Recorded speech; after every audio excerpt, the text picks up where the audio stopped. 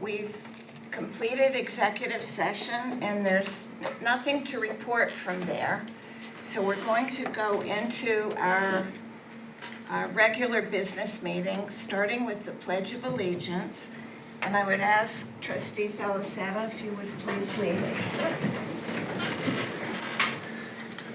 Allegiance to the flag of the United States of America and to the republic for which it stands, one nation, under God, indivisible, with liberty and justice for all.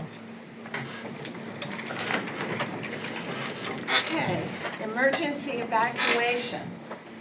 In case of an emergency, please leave through the door you came in and leave to get outside the building. There's another door at the back of the room if you need to use that. This is a smoke-free building and district. It's also a bully-free and hate-free school district. So no smoking or smoking devices, bullying, or hating takes place anywhere on any of our premises. Okay.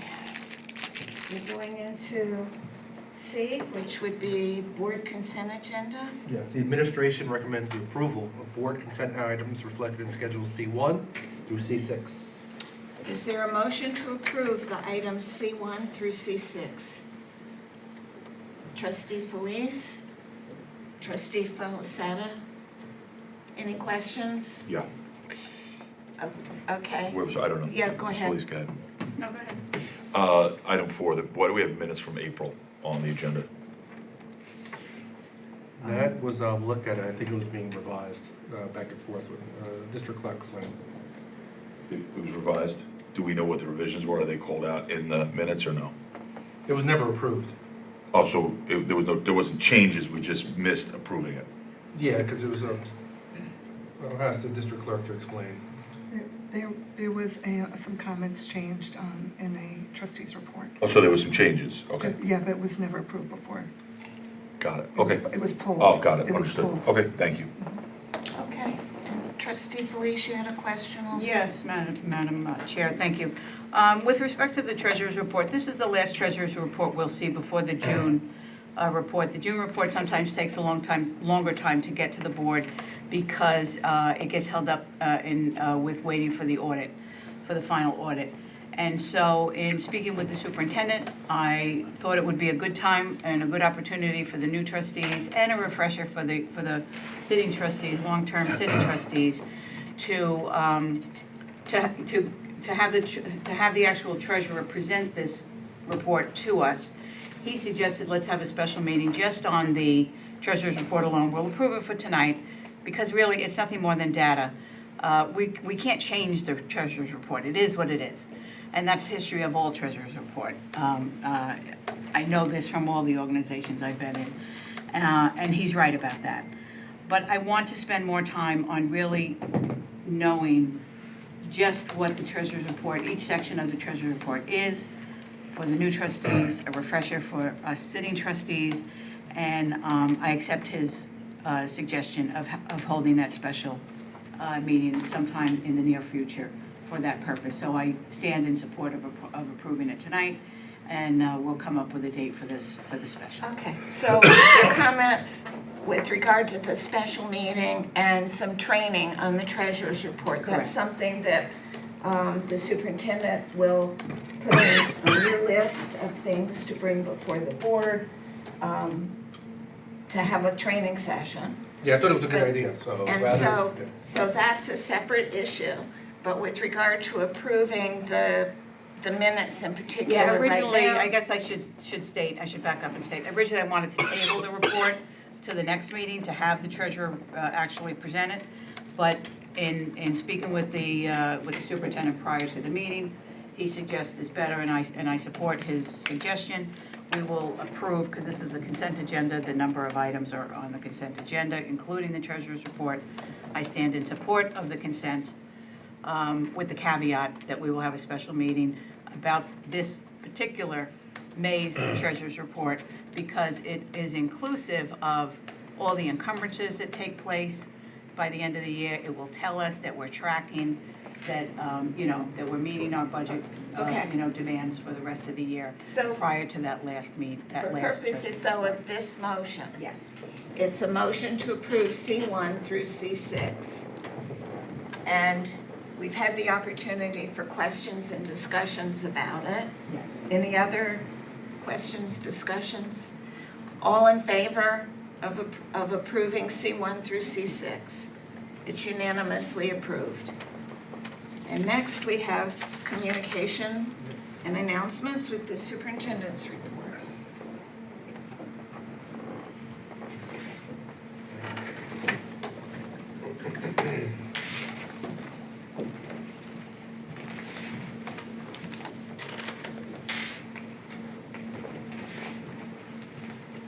Got my notes.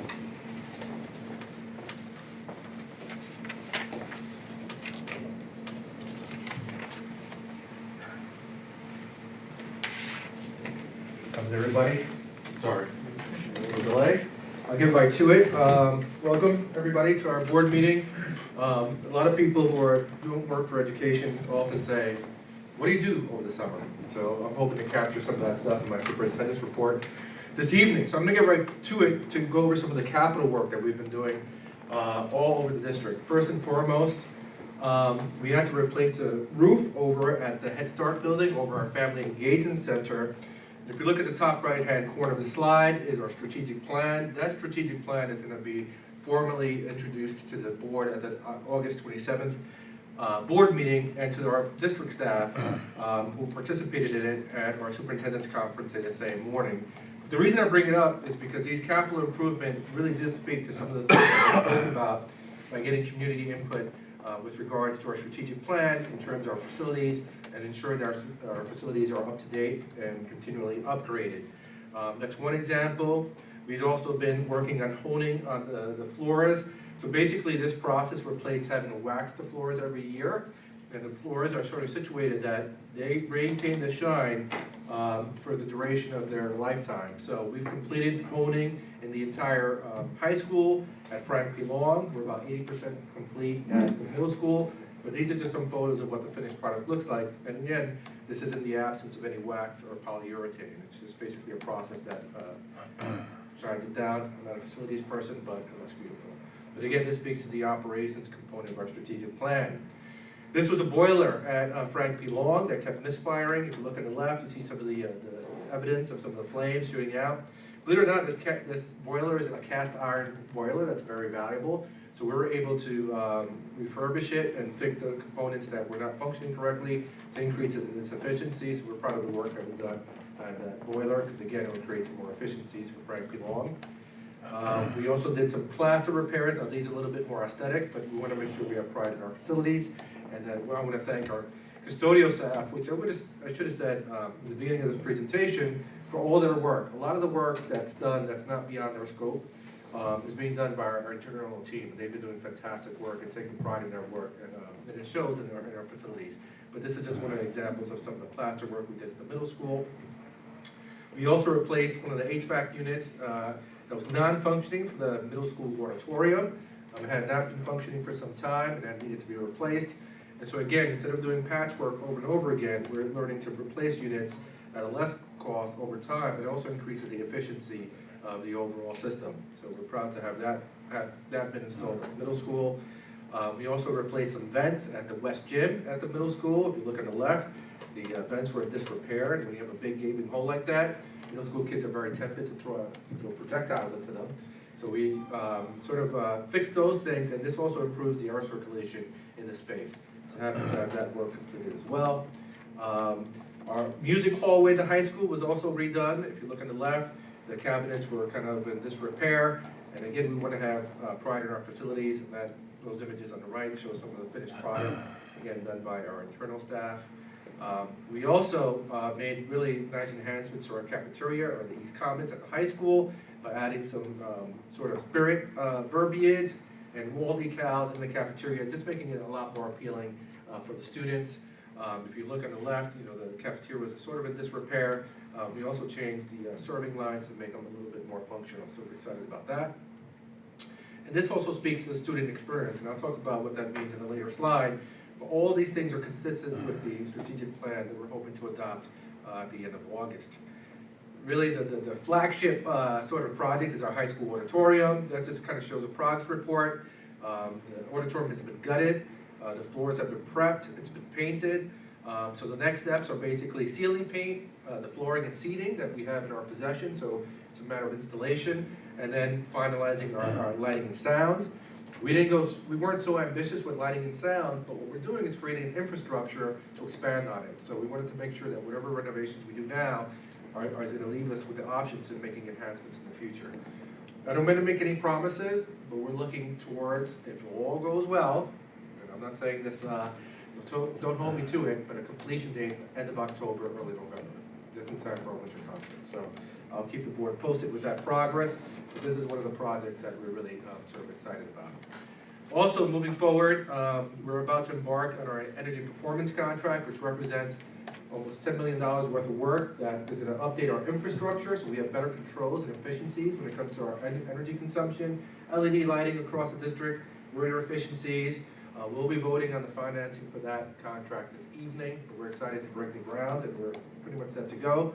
The South Haven Pre-K vestibule will be completed prior to the start of school this year. Our security upgrades, that's the door access and cameras, are almost complete. The cameras have been upgraded, the software has been upgraded, our locking mechanisms are upgraded. That's going to be finalized by the start of the school year. The oil tank replacement at both Brookhaven and South Haven are on pause because we have to wait for Department of Health approval of the project. So the state has approved it, we're waiting for approval. So this probably won't happen until next summer, but we have the approvals at least from the state. And the window replacements at Vern W. Critz are scheduled to begin at the end of summer throughout the school year. We contracted with a contractor that will be able to do this work when the school's in session, in the evening hours. We're just waiting delivery for the windows. So it's all approved and ready to go. So as soon as we get the delivery of the windows, that process will start in the upcoming school year. All of these projects were approved through capital votes or our transfer capital line and our building are aidable. So aside from improving our facilities, all of these projects will ultimately start generating some aid for our school district. Approved in May of 2025, and we already started the approval process for all these projects, is the high school track renovation, the visitors bleachers replacement, Bellport High School window replacement, that's in the gym, the windows continually leak and cause damage, and we're going to be replacing 2 of the 3 boilers at the high school for the next couple of months. So those are new, they're in the process of being sort of drafted out by our architects. But again, all of this is aidable work, and we're excited to finally engage in these capital improvement projects, not just the repairs that we're able to do out of our own budget, but to continue to enhance our district facilities. Also this summer, I had the privilege of attending the South Country Education Foundation's auction and fundraiser. For those who are not familiar, the South Country Education Foundation donates over $100,000 to our school district on an annual basis, enabling our students to engage in wonderful experiences from field trips to purchasing equipment. That again speaks to the student experience as part of our strategic plan. It was great to see the trustees there, and Trustee Hayes, Trustee Calderon, and Trustee Felice were all in attendance with a bunch of our staff. It was a great event, so I just wanted to share my gratitude to all the staff members representing the BTA, our administrators who came out to support, and of course our South Country singers who always do a fantastic job providing some entertainment. And they actually used some of the equipment that was donated by the South Country Education Foundation, which is pretty cool. In addition to these grants, they also helped fund our summer music camp that took place this summer. Unfortunately, it was away for the culminating concert, but I know the students had a great time, as well as our summer art camp that just was culminated this past Friday. So I want to thank the foundation and all our wonderful talented art teachers and students that work with our younger kids in each of these programs. It was great to see the kids active and engaged in our school districts, especially when we're promoting fine and performing arts. And again, this speaks to the student experience as part of our strategic plan to create more and more opportunities for our students to thrive. Other district-wide summer school programs that speak to our student experience and academic excellence. We have summer school, of course, which is credit recovery for our high school students. That's ongoing. They'll be administered Regents exams starting next week. We'll have the summer school graduation on August 26th. We also hosted the extended school year And those are for our special education students who receive, their education continues throughout the summer. So I want to thank all of our staff who participated in those programs. We're also able to host the Empire Summer Program at the middle school, which was really well attended. Kids do everything from STEM activities to athletics to arts and crafts, all operated by the EOC, so we're very thankful for their participation. And of course, we had the K-5 enrichment program, which this year was housed at Kramer. I had the good fortune of visiting when our mobile library visited, and these kids were super excited to get some free books, which I love seeing our students actually engage in reading actual books. And this young man that I'm with basically said I had drip, and I looked it up. It's a good thing. So I appreciate the little compliment I received from the young learner. But it was great to see the kids enthusiastic about books. They suggested a book for me to take home, which was called Life is Fun. And sometimes I have to remind myself. Next, we also engaged in one of the first ever summer administrative leadership retreats. And the retreat centered around our strategic plan, and it included all of our administrators. We met at Hagerman Firehouse. We want to thank them for availing their space to us. I really thought it was a really productive 2 days of working and brainstorming and collaboration. Again, we talked about our 3 overarching goals, which I'll talk in more specificity in our next meeting, but academic excellence, the student experience, and operations. And the goal was basically to chart a clear path for the district, establishing a focused direction and actionable plan for our journey ahead. So when we started embarking on too many sort of projects or initiatives, you tend to kind of spin in the same spot and you move in no direction. And the idea is to steer the proverbial clipper ship in the right direction so that we see market gains in our, just basically in our student achievement, of course, but also how people feel about our school district. My entire cabinet also participated in the 2 days of trainings. We had Mr. Gee talk about our financial outlook and what we're facing in the year ahead, or in the years ahead, I said. And so Hagan talked about our instructional initiatives and what we're trying to accomplish the next couple of years. Mr. Hudson spoke about things and how best we can celebrate our staff and work collaboratively as a collective. And I basically kind of talked about sort of what our thematic elements want to be, because this year coming up really is going to be a year of healing, on the cusp of having to lay off people and having to make really hard decisions. How do we move forward with the same type of pride and that we've had always in South Country? And I love this quote. It says, "The winds and waves are always on the side of the aimless navigators." So regardless of what comes our way, as long as you have a steer path and a clear trajectory, we'll be able to overcome whatever challenges come our way. That image is small, but I have to confess that's an AI-generated image. And that clipper actually says South Country on it. So we've been playing around with some AI on our end as well. So I'm really excited about this meeting and really the input from all the administrators who attended. And I want to thank my cabinet for being an integral part of planning that.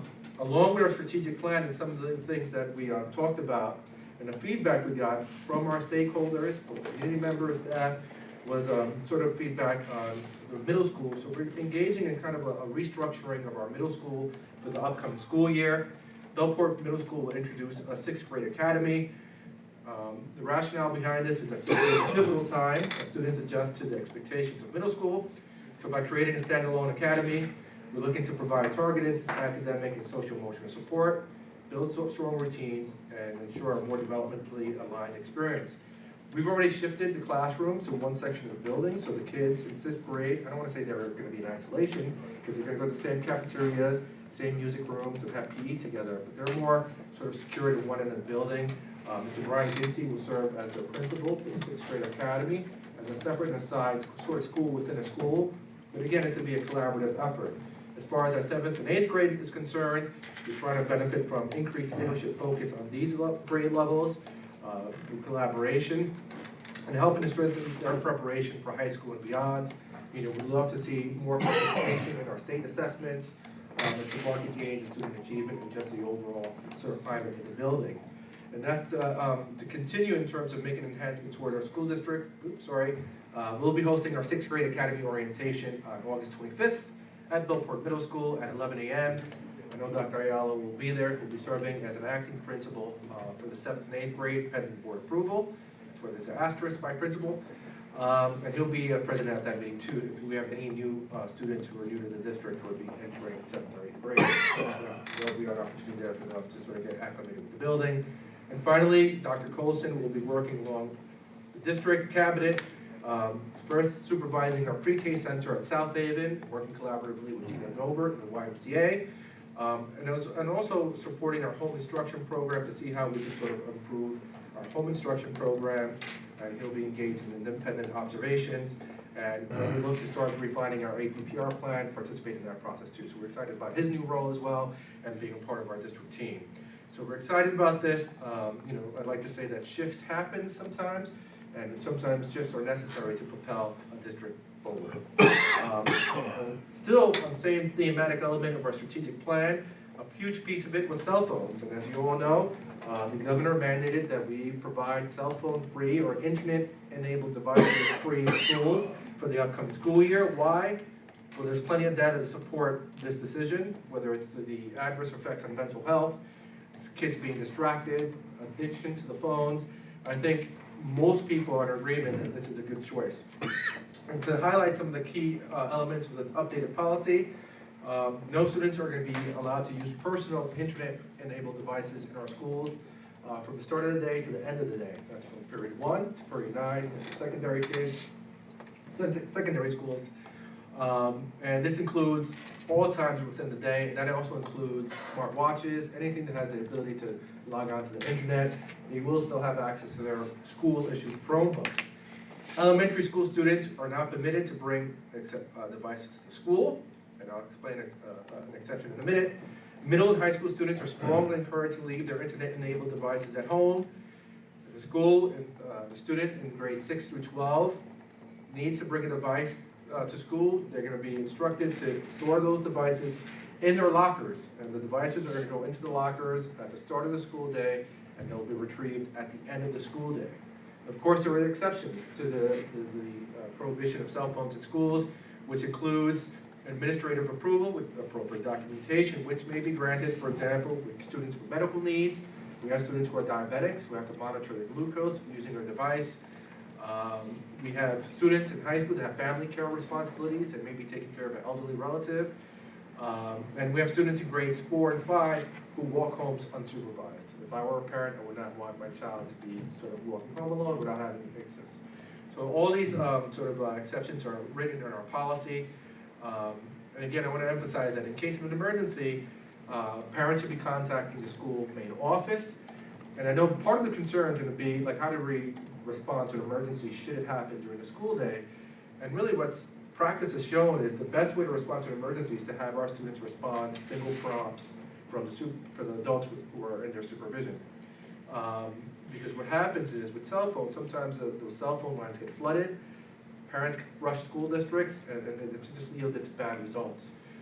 So we think, not that we think, but we know, and law enforcement have agreed, it's best in dealing with these emergency situations where everybody's on the same page and receiving directions from trained staff.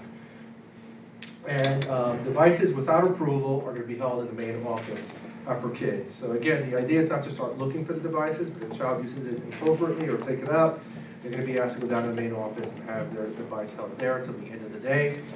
And I know this is a lot of information, and so what I'm doing is I will be hosting a community meeting on August 25th at 6 p.m. It's a Monday at Bellport High School in its library to answer any community questions or concerns they may have about the cell phone policy. I will be sending a rollable email via Pirate Square in the next couple days announcing this community meeting and kind of summarizing our cell phone policy for our community. I didn't want to do it too early in the summer because a lot happens in the summer, so I wanted to make sure it was close enough to the start of school to not only send out the official notification of what it's going to look like for South Country, but also give an opportunity for community members to come out and ask any questions or express any concerns they may have. So that will be coming on August 25th. And finally, we have a great new website. Please visit it. I'll navigate it really quickly to just show you where you can access my superintendent's corner. So this is a pop-up, which is amazing. So when I post my little blurb about the cell phones, it's going to come up as a pop-up like our athletic announcement. We'll close that out. But if you go to the menu, go to district, this pops up again, unless I tell it. And scroll down. I'm sorry. Administration, this keypad.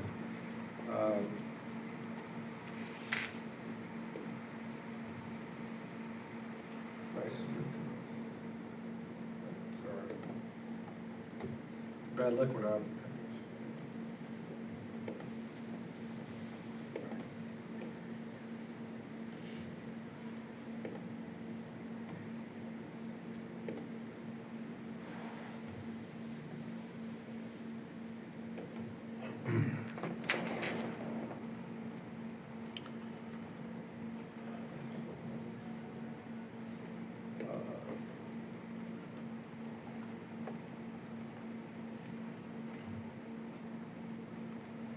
Anyway, the menus are accessible.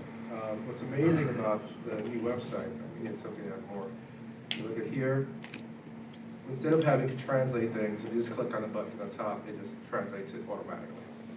But you'll have access to Superintendent's Corner, my daily messages, and all of our schools, so switch it back to English, are there. And each have our respective pages. We have our mission, vision statements, some notice, and we'll always have some current events, news and events that are current, and some highlights from our program. So I encourage everybody to visit the website at their convenience and peruse around. And finally, please visit us on social media.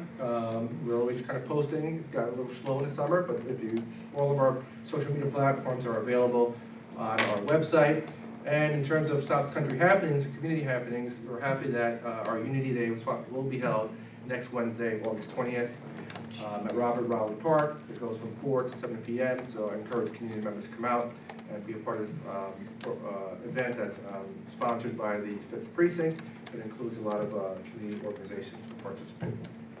And that concludes my superintendent's report. Thank you. If there's any questions? Did you get a new podium? I think we did, yes. Makes you look taller, it's shorter.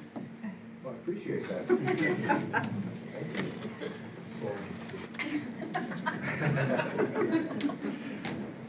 Who's going to ask for questions or No, comments? no, yeah, but I we do got have a the question. comments. Yeah, you can ask me. Oh, you're gonna take them from over there? The cell phone, what are they referring it to as the distraction-free? Yeah. Okay. Did we have to, we had to submit our plan to the state, did we do that? No, you don't have to submit the plan We to don't the have to state, submit. but there is, we have to report data in terms of how many kids violate by cohort, yes. We had to have a plan in place by a specific date. Right. Correct. We didn't Which we did. submit it to the state, we just had to have it by a specific date. Okay, And we and did we do obviously that. do. Well, we had to adopt a board policy, which we did Which we- July 1st. Right. That had to be done by August 1st. So the policy is basically the plan, when you read through it, and when I send out my message, there'll be a link to the actual policy. It discusses our plan, which includes enforcement, et cetera. All right, so we're in compliance. Yeah. So does every building have a different policy, or is it a policy for the whole school? There's a policy K to 5, and then 6 to 12. Okay. So, you know, high school students have jobs, so the policy has to be somewhat different. I can't imagine a high school student, even a middle school student to a certain extent, not having. That's this. interesting that what you brought up about the walkers. Yeah. I So wouldn't have thought about that. neither would I have, but fortunately what I did was I invited BTN members participated, our administrators participated, but I had people, solicited people for committee to discuss concerns, and we kind of discussed it, and staff from Frank P. Long, it may have even been Shannon, mentioned that there were some walkers at Frank P. Long, which I didn't realize. I thought we had all of our elementary schools. And that's not to say kids who are driven to school, but we do have kids in 4th and 5th grade that walk home. So how are you going to monitor the program as you're going forward throughout the school year? You really just monitor it by violations. So if we don't see the cell phones or the smart watches, and this includes earbuds, which kids are also addicted to, then it's, you know, we're not gonna report that piece. It's gonna report the violations and how many kids are using it. For school districts that have already piloted these programs, they said there's a little bit of resistance in the beginning, but that kind of subsides. And what people are noticing is that the stakeholder group that's most appreciative in the end are the students. So when you think about, you know, the distractibility, and even when I'm driving, I make this confession, I think about my cell phone. And I shouldn't. And so, you know, there are gonna be challenges for sure, there are gonna be bumps in the road, but it's gonna be a fluid process, and we'll reconvene our committee, you know, after a couple of months of implementation to see how it goes. Yeah, my last update to my iPhone disconnected me from my watch, No? so it automatically took me off my phone for like an hour a day. Like without me even trying, and it made a big difference. Well, yeah, technology is, Yeah. it could be finicky. So I don't know what I did, but Okay. I have a comment. I know there's a laundry list of exceptions from the governor of who can and can't. Do we have a procedure in place for students that are, families that are seeking exceptions? Yeah, it's in our policy, which I have here, I don't know that specific policy, but it has to be appropriate documentation. So there's gotta be some note from a doctor or psychologist. You know, one of the things that someone brought up is what if a parent says, well, my child is anxious and they need to have their phone? Well, we have apps in our Chromebooks, and again, the idea, it doesn't necessarily necessitate the need for the phone. They have to demonstrate an absolute need for the phone for us to approve it. So- Is that a document that we're providing them to, do we have a formal document that's like a general document, or do they provide their own? They'll provide, because To the typically it'll be building like level. like almost like a 504 accommodation. Okay. But yeah, the whole range of possibilities is really broad, but the policy itself kind of narrows it down. It'll say medical reasons, but you can't, possibly list every medical reason. And even caring for an elderly person or child care issues. If you're a high school student that's in charge of supervising someone, then you have to look at that. But you're having a meeting at the high school, I believe. That's for everybody, For everybody. So that would be K through 12. correct. Any more questions about the report? thank you. Okay. Trustees, we'll go around the table and see if trustees have any reports to make. Trustee Calderon. Trustee Felice. Yes, thank you. Since we last met, I had the pleasure of attending the South Country Education Foundation, but the superintendent covered it all and everybody who was there, so I'll save my comments. On July 15th, I supported the 50th anniversary of the Bellport football program at their golf outing at Middle Island Country Club. On the 25th of July, attended the fundraiser for the Bellport Gateway.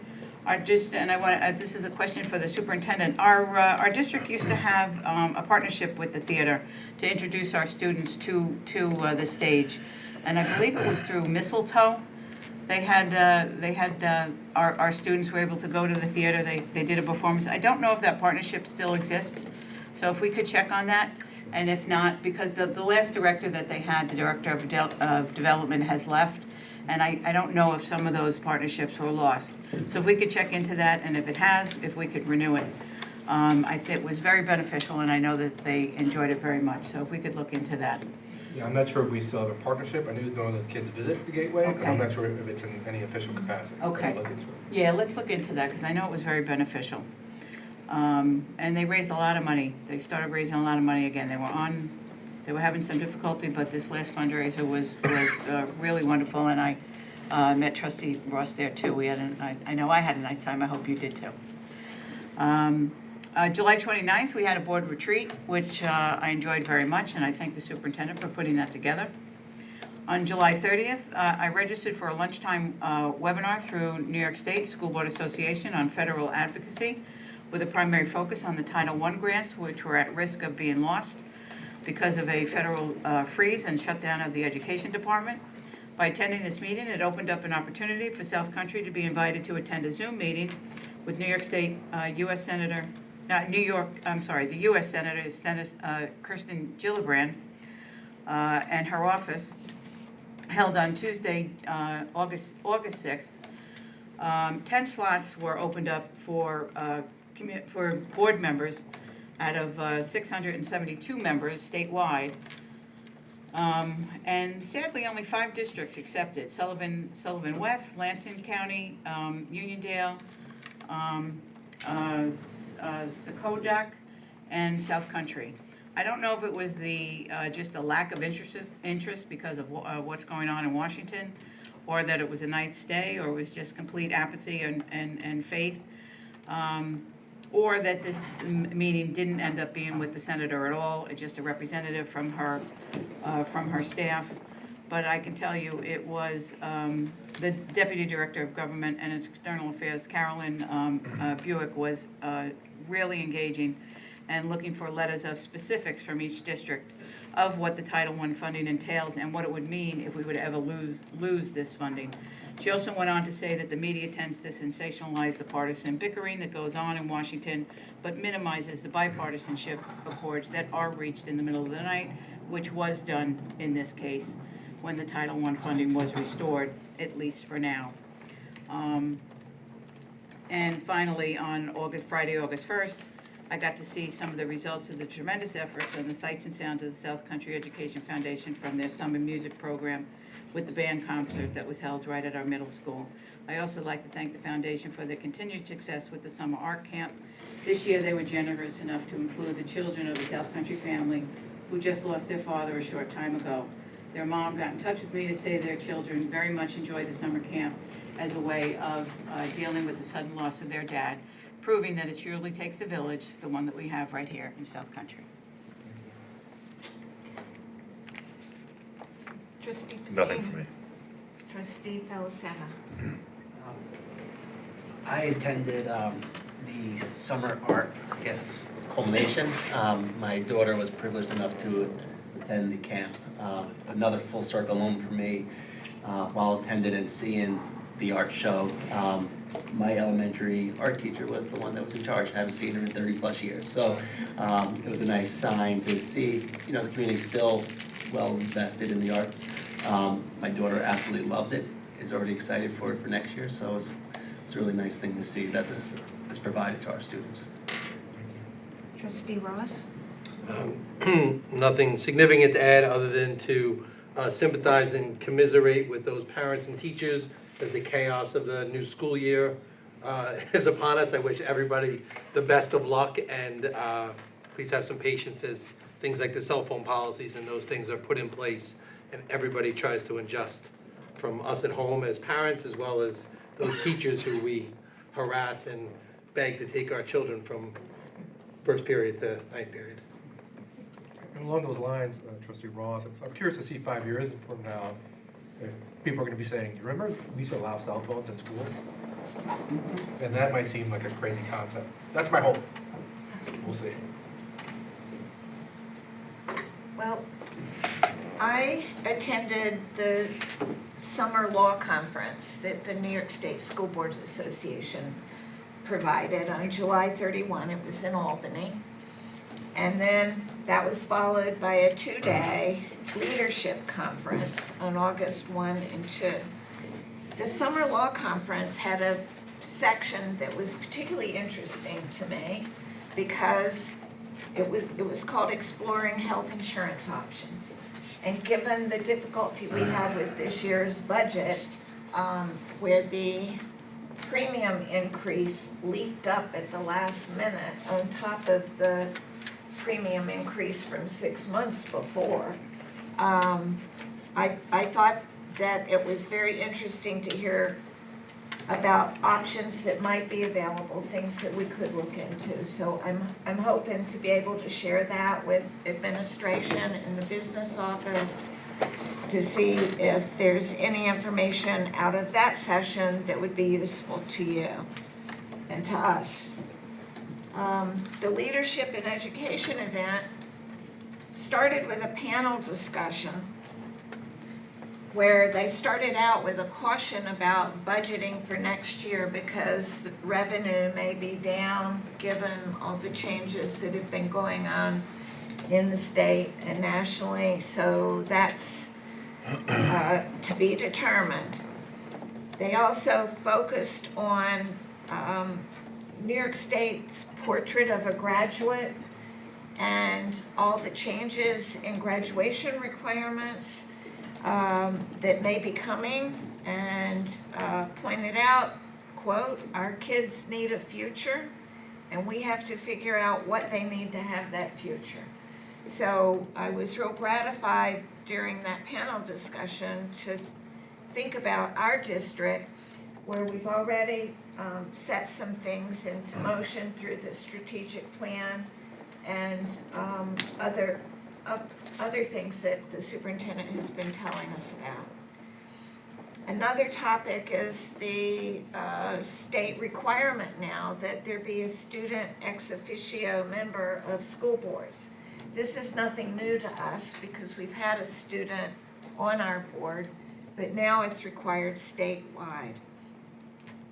Had an interesting presentation by the college board about AP courses, and of course they're in the business of promoting the sale of their various courses, but there were a couple that they mentioned that sounded interesting. One was AP cybersecurity, and they said that it's considered a fastest growing career field nationally, and it's also qualifies for CTE credits. In addition, they have an AP business course that includes personal finance, and I know that's something that I've heard our teaching and learning committee talk about. So it was interesting again to me to hear that my district was already thinking about things like this. I mentioned the portrait of a graduate, and they're looking into how Regents exams affect grades and exceptions to Regents exams. And they also mentioned locally developed seals on diplomas. For example, giving a seal to a student who had done community service for a certain amount of time and effort. This one was particularly interesting to me, this section. It was called The Power of Unity, Strategies for Effective Collaboration and Decision-Making. Considering that that was only 3 days after our retreat, which included some of this information about how important it is for each board member to have shared commitment to student success, and I'm glad to be serving with 6 other people who have expressed that commitment.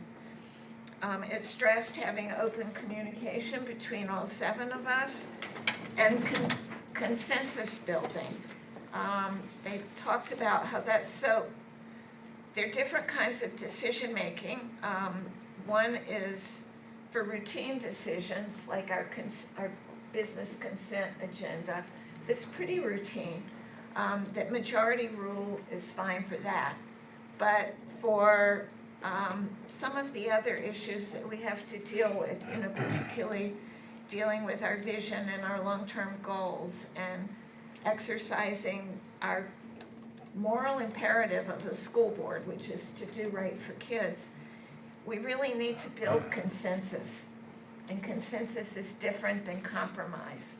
The consensus decision-making means that we establish norms and standards of ethical conduct, and that we enable each of us to express ourselves, that we learn to listen to each other to understand what's being said, not listening to respond, that we be able to discuss pros and cons of issues using relevant information and data, and challenging any bias that we may bring to the table.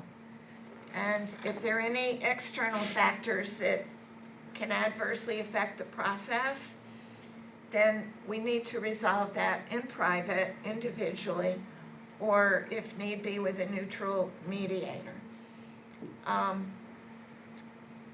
This sets it really means that all 7 of us are going to have to be on our best behavior, because we're going to have the student ex officio at the board table with additional responsibilities this year over what the prior ex officio members had,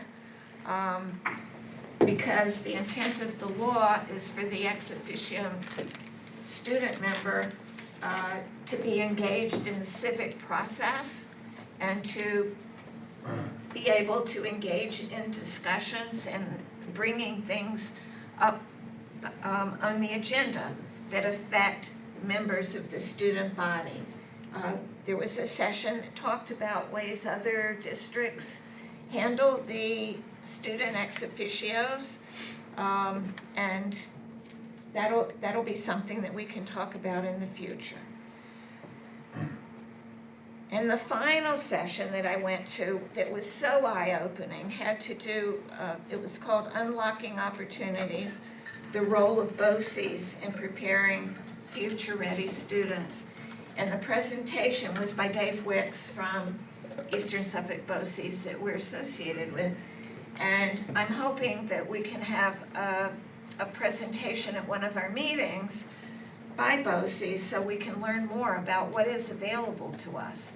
You know, when we've talked in the past about use of school buildings and other services that are available through BOCES, as well as the financing opportunities that can be shared. So I'm looking forward to having that happen if we can get them on our schedule.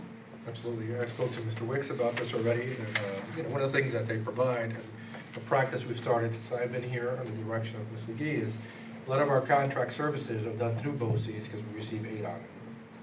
So that's one of the things we shifted. Whereas in the past, when we purchased Chromebooks, we would purchase them from an independent vendor instead of purchasing them through BOCES. When you purchase through BOCES, you get some of that revenue back. That's just one example. One example, and there are plenty more. Yep. So with what is being said, should we consider having the ex officio on some of our committees? That was suggested by some of the school districts, and the panel discussion toward the end included some student ex officio members from different districts, and they stressed how getting the members appointed they felt should be a self-motivated process and not necessarily limited to student council. And I know that's different from the process that we've followed, but this will really be the first year when it will be on a more expanded basis. And so I think we'll just have to keep some things in mind and see how that works, and then going forward, discuss it. There was even one school district that had as many as 5 or 6 ex officio members. Only one sat at the table, the other sat in the audience, and the one at the table would speak and give reports and ask questions as appropriate. And the ones who sat in the audience could talk during public session. They could each have 3 minutes if they wanted. So there's a whole variety of how other districts have done it. Very well, thank you. Okay. We're on to public commentary. Do we have cards? None? All right. Items for discussion. That's back to the superintendent. So I'm really excited to welcome Elite Towers. We're going to be doing a presentation on the possibility of installing some cell phone towers in our district, which I'll let them explain what that means. But excited to have them here. Would you like to stand at the podium? Yeah, I'm going to bring the controls for you.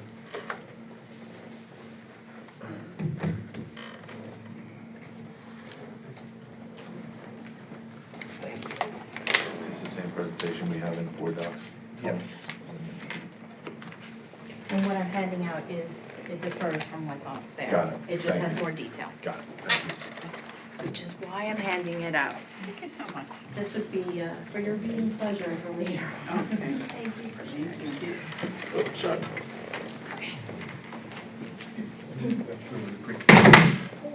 That was very smooth. I'm not sure where the side.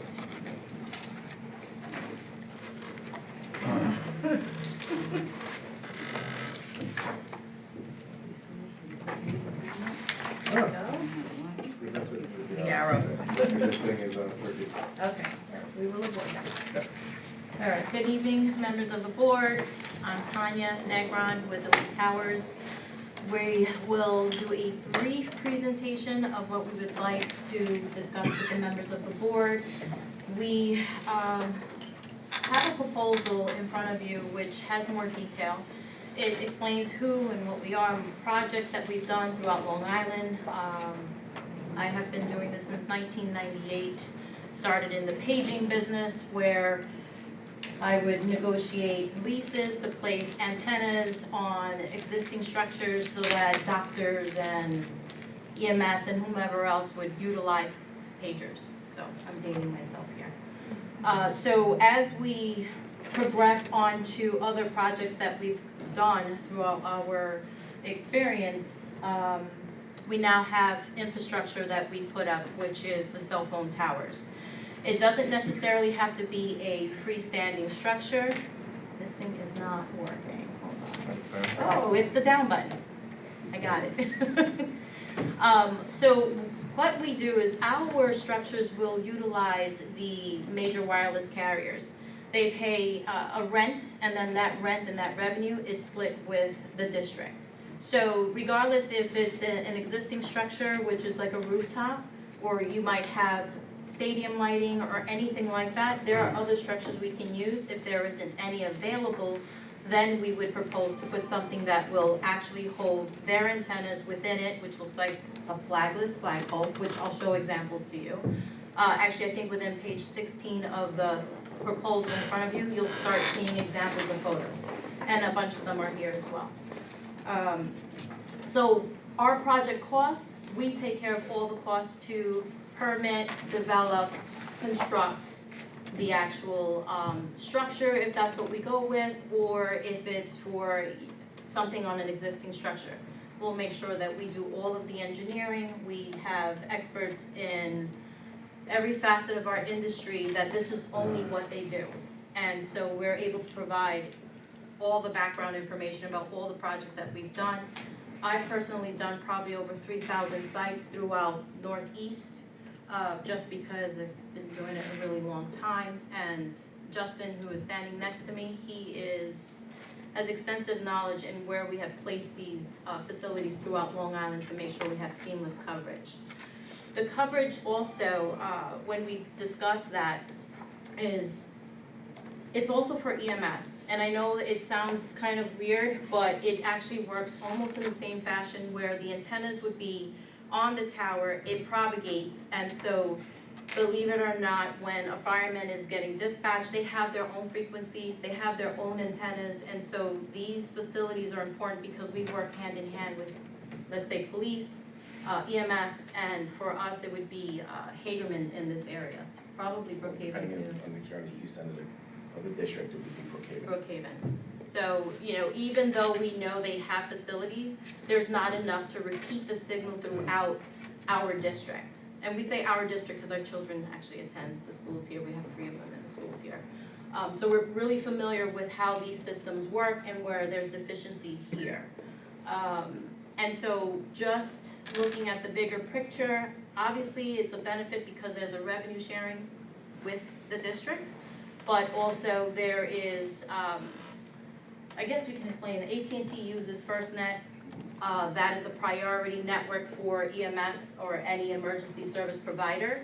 And so what happens is, if there's a case of emergency, what happens is anyone who's trying to make a phone call, you may not get your calls through, but the police, the fire, and everyone else will. So they'll be able to get their, it's called FirstNet network, working, up and running. So New York State is opted into that, which you guys probably don't know. This is projected cash flow, but as we go through what these facilities look like, I'd like to bring to your attention that if there's not an existing structure, each wireless carrier has its own footprint, let's just say. There's cabinets that go on top of just concrete, or they're just look like file cabinets almost. They have radios. That's how actually the site works. And so where you see the circle on the bottom right, that's the freestanding structure. That would be the tower, let's just call it. And then all of the other pads will house, let's say, AT&T, Verizon, T-Mobile, Dish Network, and Firecom. So they all have separate equipment because they're all separate frequencies. And all this is at our cost, by the way. This is the freestanding structure here. All the antennas are within it. Everything's hidden. Nothing's on the outside, with the exception of the emergency service provider. When you look at the very top of that proposed structure, there's a whip antenna. That's reserved for emergency services, and we do that in every facility. And so the reason why we do that is because, believe it or not, we do, I know you guys think that we have seamless emergency service provider service here, we do not. And I'm not sugarcoating it, we have actually data that we can provide and show that there is deficiency. This just is a general thing where it says proposed site. It could be in any of your district properties. There's nothing specific that we discussed. This is very general. This is just opening up a discussion. We're not saying that we know exactly where we want to put all the antennas and so forth. No, we're here today just to say, please allow us to do a little homework, bring it forward to you and say, we think there's a deficiency Brookhaven Elementary or at the high school. We just have not had given the opportunity to discuss it any further. We bring it to you today so that we can discuss it in detail in the future if you choose to move forward. So these are different facilities that we have that are existing on Long Island. This is Shelter Island Fire District. As you can see, everything is within the pole with the exception of a whip antenna on the very top. And then everything is enclosed at the bottom, which is secured by a fence, and then we can put landscaping around This it. picture is pre-landscaping. Yeah, you can see some of the stuff there. The Village of Belterre, this is the only facility there. The village had approached us after Sandy. They had a couple of residents that just couldn't get calls out, and they had a couple of people who had a real issue with just access, no power, no communication. So we were there and finally did a cell tower there so that they can communicate, especially with the hospitals nearby. AMVETS Hall is another facility that doesn't have the landscaping at the bottom, but this is an aerial view so you can kind of see what that looks like. And again, everything is inside. Manatuck Fire District, they had a challenging situation where they didn't have enough ground space for the equipment, so the equipment went up on the rooftop. So you see a kind of a cable bridge that goes across and up onto that rooftop. That's Verizon Wireless there. But that tower had about 9 antennas for, 9 Firecom antennas. yeah, so we had to, this is one of those rare cases where they had 0 service and we had to provide 9 antennas on there for them. And that's not really common. Stony Brook Fire District, Kings Park. This is what it looks like where you see where the antennas clamp on its spine on the top there. As you can see, the panels are not on, or the antennas, but that's what that looks like there, where we actually adhere the antennas to it, and then we put covers on them so that you don't see them. This is Bridgehampton. I don't know if you guys know, it's to the north as you're driving out east. It's at what used to be a potato barn. Village of Lake Grove, this is one of our most recent projects. Springs Fire District. Cherry Grove, so within that cupola up on the top there, there's antennas behind there.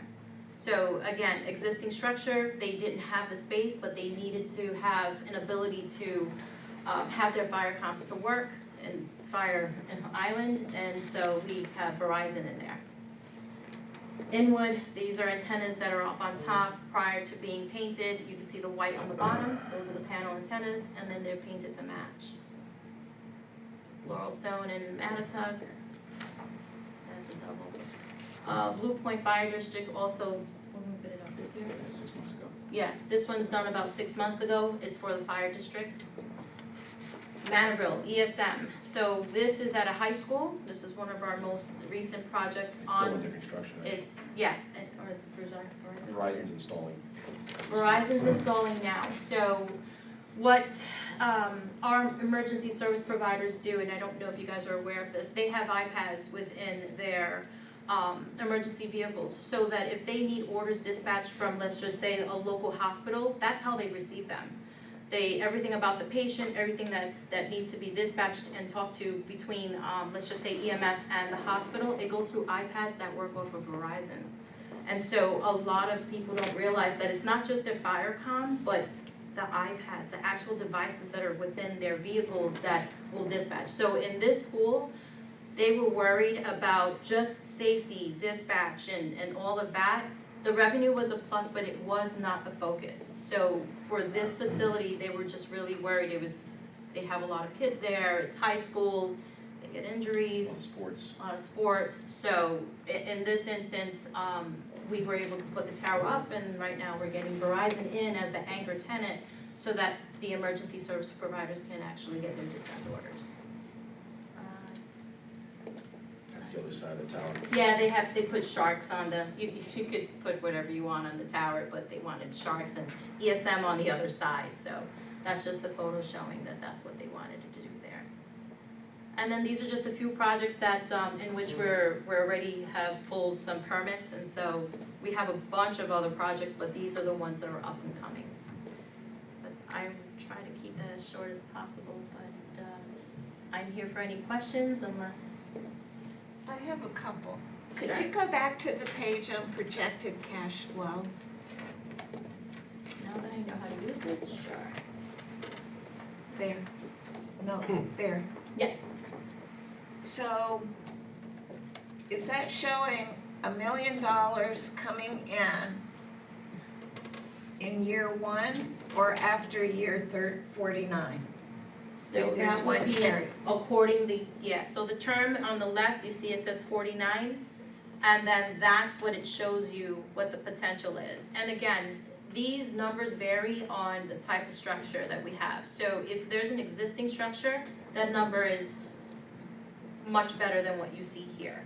This is very conservative numbers because we'd like to present to you the worst case scenario in which when you look at the projected annual cash flow.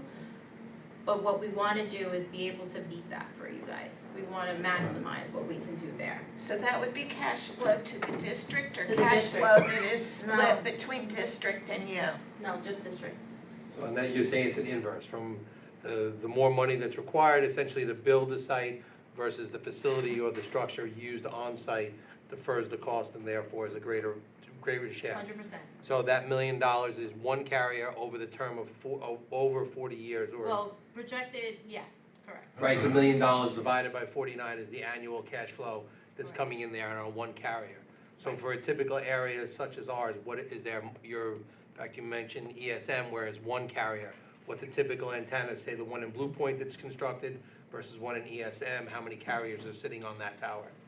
So right now, it's only one carrier, we just built it. So in both Blue Point and in ESM, they're Okay. new facilities, and they all don't go on at the same time, meaning the carriers. Gotcha.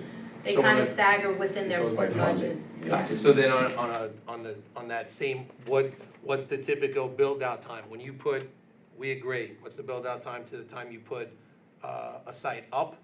And then from the time the site is up through the course of that 49 years, what's typically the time frame if more than one carrier is taking it so that those numbers can be realized? Right. So like in the example of, Albertson. or even Albertson's- Village of Lake Grove. Any one of those. Yeah, so Village of Lake Grove, we built 2 years ago. Yeah, 2 years ago, Albertson's in construction. And they have 3 carriers on it already. So depending on, again, location, we have to do homework, right? So we'll look at the data, we'll show you what that data looks like. You'll see it's either black or red, that means it's just drop calls. We know for a fact that all the carriers, and we can check every carrier, all the carriers need it. At that point, we can tell you within a year to 2, we probably would have 3 to 4 carriers on there. However, as you look on here, it says first carrier, second, third, fourth. There's only 4 major carriers. However, we have carriers that rent 2 canisters, 2 levels, so that's double the rent. And so all of our facilities, we make sure that we can at least lease out 7 spots on the tower, not 4. Because T-Mobile will rent 2, AT&T will rent 2, that's already 4, and then now you have obviously the rest And what's of the the typical timeline from the day first cash flow starts flowing until you reach the capacity that the area is gonna take? So you build a tower, it's gonna take, got 7 compartments, we can take 7 different carriers, AT&T taking 2. What's the typical space or time frame that it takes to fill that to service the area? Do you guys usually see that over 2 years, over 48 months? The average, yeah, so the average I would say is between 1 and 2 years. What happens is, once we build a tower, we kind of, It again, locks up the area. yeah, so There's a Tower Brookhaven's not Proliferation gonna, Act that allows you to only build one tower within a mile and a half of each other. right, So if we build one here, there will not be another one built within a mile and a half of us. So they force you, so if anybody comes, whether it's 2 weeks from now, 3 months from now, a year from now, and says, I need to get coverage in the village, or wherever we're gonna put it, Brookhaven, they'll turn around and say, well, there is a tower here, you're forced to use that property. right. And it actually makes them go on the tower. However, once we do build it and they know there's a location, listen, we don't build these towers where there's tons of coverage, we build them where we know there's coverage deficiencies. So once they know that there's a tower or an opportunity to build a tower in an area, they pretty much jump on pretty quickly. So AT&T and Verizon are in direct competition with each other. So once one finds out the other, obviously we solicit all of them at the same time, they almost immediately go on together. Dish Network and T-Mobile are a little bit different, they wait for them to be built, and once they're built, then they'll actually go on.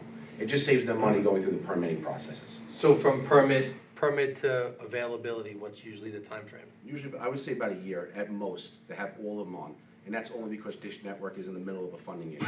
Okay, so it's roughly, so if from one end to the other, it's a 3-year swing from the time we agree it, permits go into place, to the time that tower is fully operating and performing and providing full available funds or cash flow to the district.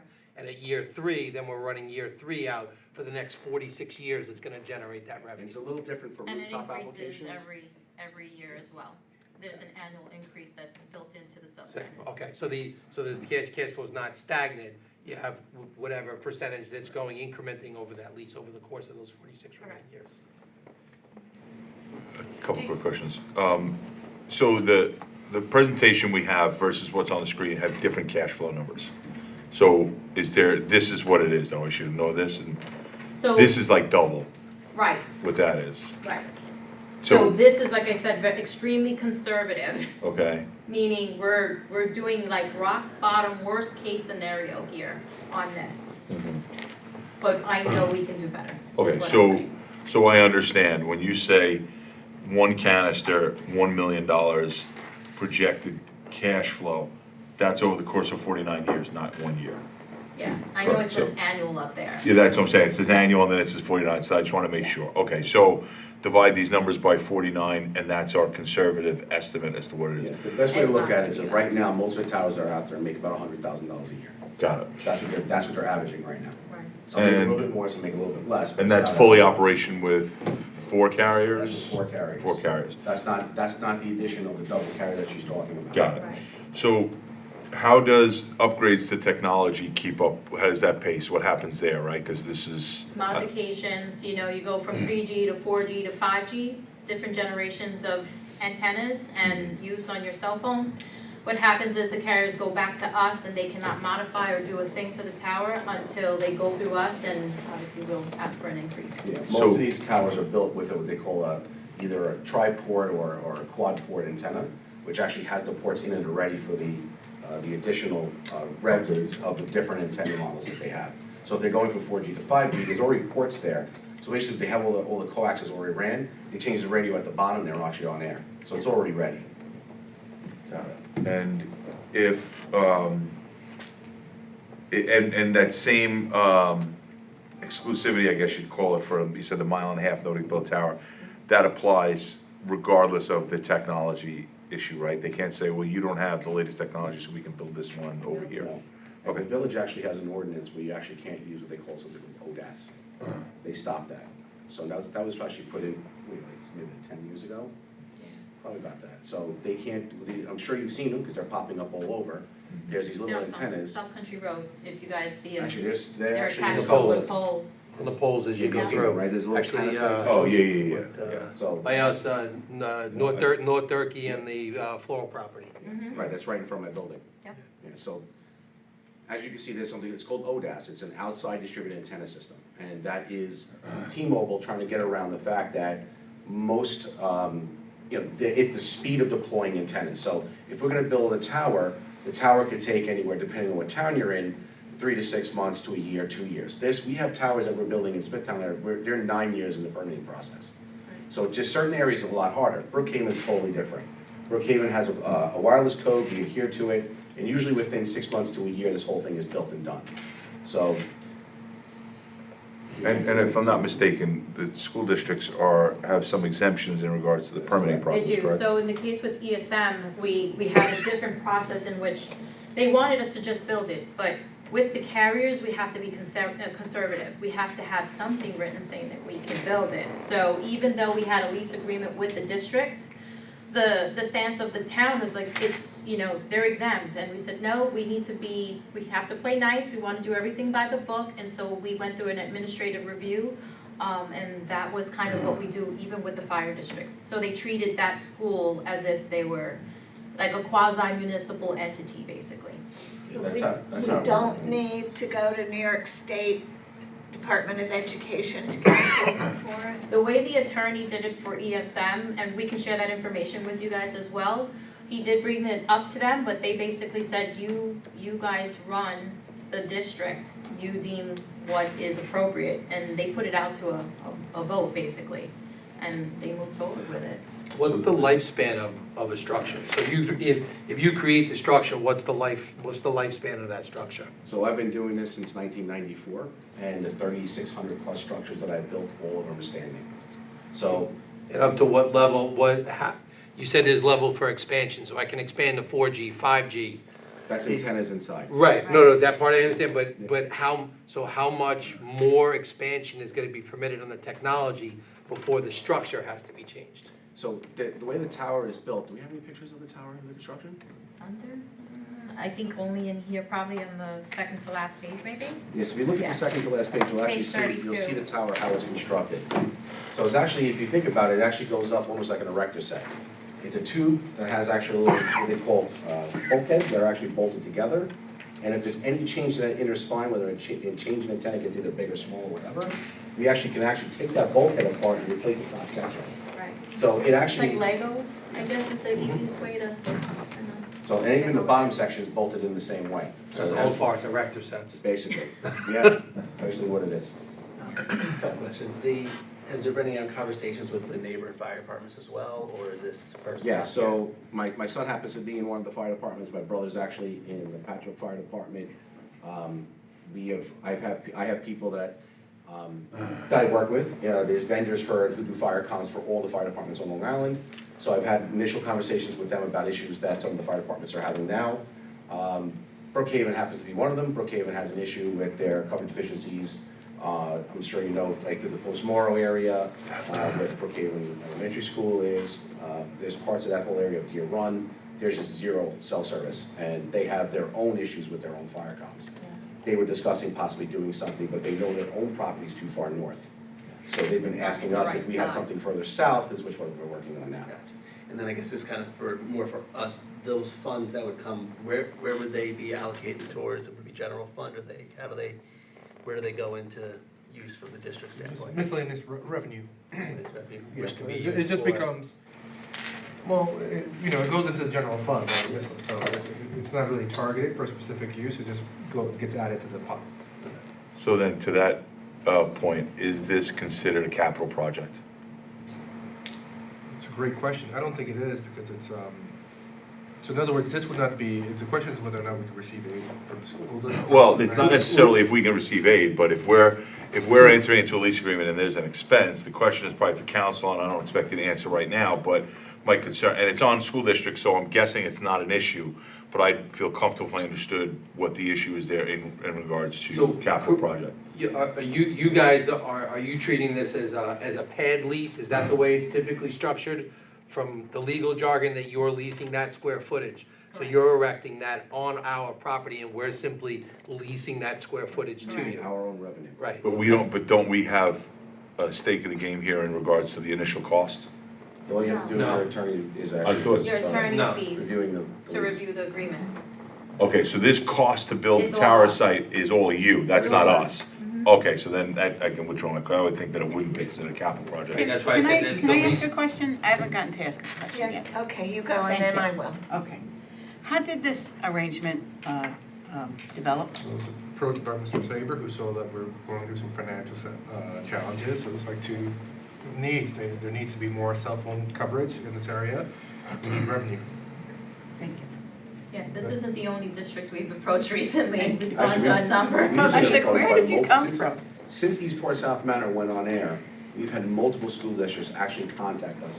And we've been doing these same meetings with every one of these boards. So, And a lot of the same. I will and you agree guys are there's a you're need. subject to our tax base as you reside here, I so have the you know floor. firsthand what our I No, have no. the floor. Thank you. I will agree, there is a need for cell phone coverage in the Brookhaven area. However, there's also a big pushback with Brookhaven area where they don't even want streetlights. So be careful where you want to erect the cell phone towers. But you've already been in conversation with people from Brookhaven Hamlet? There's a bunch of different properties actually in Brookhaven that actually already contacted us about providing something on their property. On personal property? They're organizations. On Yeah, organizations? so some of them have. Did I looked hear you into it. say Postmoro? Postmoro was one of them. Postmoro's interested? They were interested, however, not everyone on the board agrees, so that's Yeah, I kind of, can they're still under believe that. discussion. Okay, okay. Well, I guess that was part of my question before, right? Like, if that's the case, but with the zoning, I don't think we need anyone's approval, correct? That's correct. Correct. Okay, thank And you. most of these, the last project, we have already had support through multiple legislators and council people. Ed Romaine actually wrote a letter of support to make it go faster, because he wanted it up quicker. Yeah, but to trustee Pacini's point, you don't need anyone's approval, but you don't want to just go whole hog without the community support Correct. either. We tried that when we were even looking at just putting the illuminated sign in front of the high school, and we got pushback on that. So, What was that? But for It was about- construction 3 years ago. and maintenance of the tower or any of the structures that you put on our property, you indemnify us in case the tower falls over, or is that We do. part of the That will lease? never happen, but yes. It's part of the lease agreement, Yes, they basically? will. That's correct. And what about health issues concerning people, alleging concern about health issues with towers? So with that, there is the Telecommunications Act of 1996, and what happens is they already have done extensive research on it, and so we have experts that will provide an explanation, right? So you have microwave and radio wave. They're completely two different things. And so we're able to provide that information to the public if they ask. You know, the microwave oven in your house heats up food, but when you turn on your radio, it's a different transmission. It's a different frequency, and that's what we utilize. It's like radio frequency, it's not microwave. So when you talk about health issues, it's the same as having, the radio. You will, basically in your Mr. home. Superintendent, you will need that public relations information as well, I believe. Yeah, and again, I think that initially this is just to see whether or not we're interested in pursuing this and seeing if it's a possibility for the school district. Yeah. And we do, we have the Yeah. information to provide. And it could be site-specific wherever you want to do the research. I'd be interested to see in some of the other areas that you have, obviously, the many areas that you have already developed, their PR campaigns, if you know of any, and A and lot what they of times utilize. it's. The perception has changed a Yeah. lot from when we first started doing this. I've been doing this since 1994. Yeah, obviously, Yeah, yeah. and we used to yeah. go to some of these meetings where there'd be 300-400 people standing there just screaming, no, Like no, a lynch no. mob. But also at that time, maybe 2 people that were standing there actually had a cell phone. Okay. So now, that everybody has a cell phone, their perception is completely different. So Yeah. now everyone's like, when are you gonna bring cell coverage? Yeah. So if you go into Belport Village, some of you may have cell coverage and some of you may not. If you have Verizon, you probably have your phone that works. Mhm. If you do not, it will not work. Mhm. So you get a difference of opinion of whoever, who's ever interested in or not interested. So if you have people who do have a vested interest in a kid that may be in school they want to get in touch with after school sports or whatever, someone walking home from school, they want to make sure they have cell coverage. And then the person who really doesn't care, who's more worried about, oh, I live so close to it, I don't want to see it. That's the only 2 different things that you have. It's either someone who doesn't want to see it or the person who really wants And it. most times our the constituents within the area have the hearing in order to say, hey, this is my concern. And so that's where our experts are there answering the questions. Right. And so in this instance, you don't have to have a hearing, but that's basically what we go Yeah, through. so ESM actually did Do a public meeting in their A auditorium. few. And I went to the first one and I walked in and it wasn't a standing, there was nowhere to stand, you couldn't sit, there was nothing. I'm not gonna lie, I was a little nervous, I was like, wow, this is crazy how many people are here. They got up, the board said some words, someone stood up and said congratulations on the volleyball team or somebody won the state championship. Everybody clapped and everyone walked out. So there was literally 2 people standing in the room after me. I did a presentation, everybody says, well, how fast can you put it up? And that was the end of it. So, I mean, I was getting ready to have to answer a million questions, but that's not what they were there for, they didn't care. They just wanted to make sure Your we had corporate cell office is in South Country School District? service. Do you live in South Country School District? You do, the both of you do? Yes, yeah. Okay. Yeah. So you're familiar with South Country Oh, School very District? much so. They're Canton technicians. All 3 are guilty. So you know we've got 7 different school buildings. Yeah, I see that. I went to most of them. Okay. Okay. Which of them are you targeting? So what happens is that it's a little bit of a mix, so you can kind of do an and/or. So when I kind of looked at the coverage deficiencies for, let's say, Brookhaven, a tower at Brookhaven Elementary would cover pretty much that entire area by itself. However, if that is something that is off the table, if there's something that you don't want to move forward with, the high school is close enough where we can kind of get a similar coverage using antennas somewhere there. Now, I know ground space is an issue at the high school, so it could be a possibility of putting antennas actually on the roof. So you can kind of do, kind of one or the other. So that's a little bit different than just saying, hey, this is the only option there. With the middle school, you can have an and/or as well. Now, you can say I could put up a tower there. I wouldn't ask for, now I'm sure you know I just went blank. The Belleville Country Club has a cell phone tower on the property. It's been there for 20-something years. The Ospreys live on top of it. Yeah, it's been there forever. I actually have a house at the end of that street, so, and I don't have cell coverage from that tower, believe it or not. So, where was I going with the subject? Doesn't go far. So they're not built to go far. So in the village, you could put a tower that could cover the entire village and have everybody on it. So right now, Verizon has antennas that are actually on the fire department. So it really doesn't cover that far. It covers basically the 4 corners, but if you go in any direction, you go to the gateway, you start losing cell service. You start heading west, you pick up the country club. But there's rumors that that the fire department, I'm sorry, not the fire, the South Country ambulance is potentially putting that cell tower up over there as well. We haven't heard really anything about further. I talked to Greg, it's actually not on their property. It's going on town of Brookhaven property to the north of them, and it kind of just stalled, and we haven't heard anything else about it. So there's another way around that. So if we did want to put a tower at the middle school, we could potentially put antennas on that roof as well. It would kind of serve the same purpose, and you would have 3 carriers instead of Verizon, because Verizon would move over, because they're not getting really any much additional height. So if it did a tower, they would potentially move over, but then the fire department would lose revenue. So we kind of look at it in 2 different ways. So the benefit of using the middle school Yes. is the village itself would have improved cell phone coverage. Correct. And the benefit of using Brookhaven Elementary is so that the area of Brookhaven Hamlet would have better coverage. Exactly. Cell towers themselves only cover about 1 mile to 1.5 miles, with what they call reliable cell service. So that means if you take your phone and go sit in your living room, you would be able to make a phone call. When you go too far away from it, that's, I'm sure most of you already know this, when you're sitting in your house, you go to your basement, your cell phone just doesn't work at all. So depending on how far you are away is how much better your phone will work, and that also includes speed. It also shows how long your phone will last. So if you're far away from a cell tower, I'm sure you notice your phone will die a lot quicker than when you're sitting in your house on Wi-Fi. So the proximity to a tower actually has a lot to do with speed and service reliability. Can I ask, just on that question, so from tower, it's 1.5 miles one way, so for example, if you're at Brookhaven Elementary, that may reach Belcourt High School. Yeah. That Well, the high would school, reach- yes, but not the middle Would school. reach the fire Right, so department. It would it's an go and east, or. it's a 1.5 mile each Right. direction. So it's either the high school's roof Yeah, or the elementary school. but it goes in each, the 1.5 miles is not a, it's not a It's not an exact radius, circle. but it's, yeah, but it's going out in each direction. Right, it also has a lot to do with what they call clutter loss. That's Yeah. hills, trees, buildings, whatever else is in the And way. is there a height, general height of the tower? Or the So higher the in better? that area, you actually would want to maximize height, right? But we also want to be cognizant of where we are. So we don't want to put up a 150-foot tower there.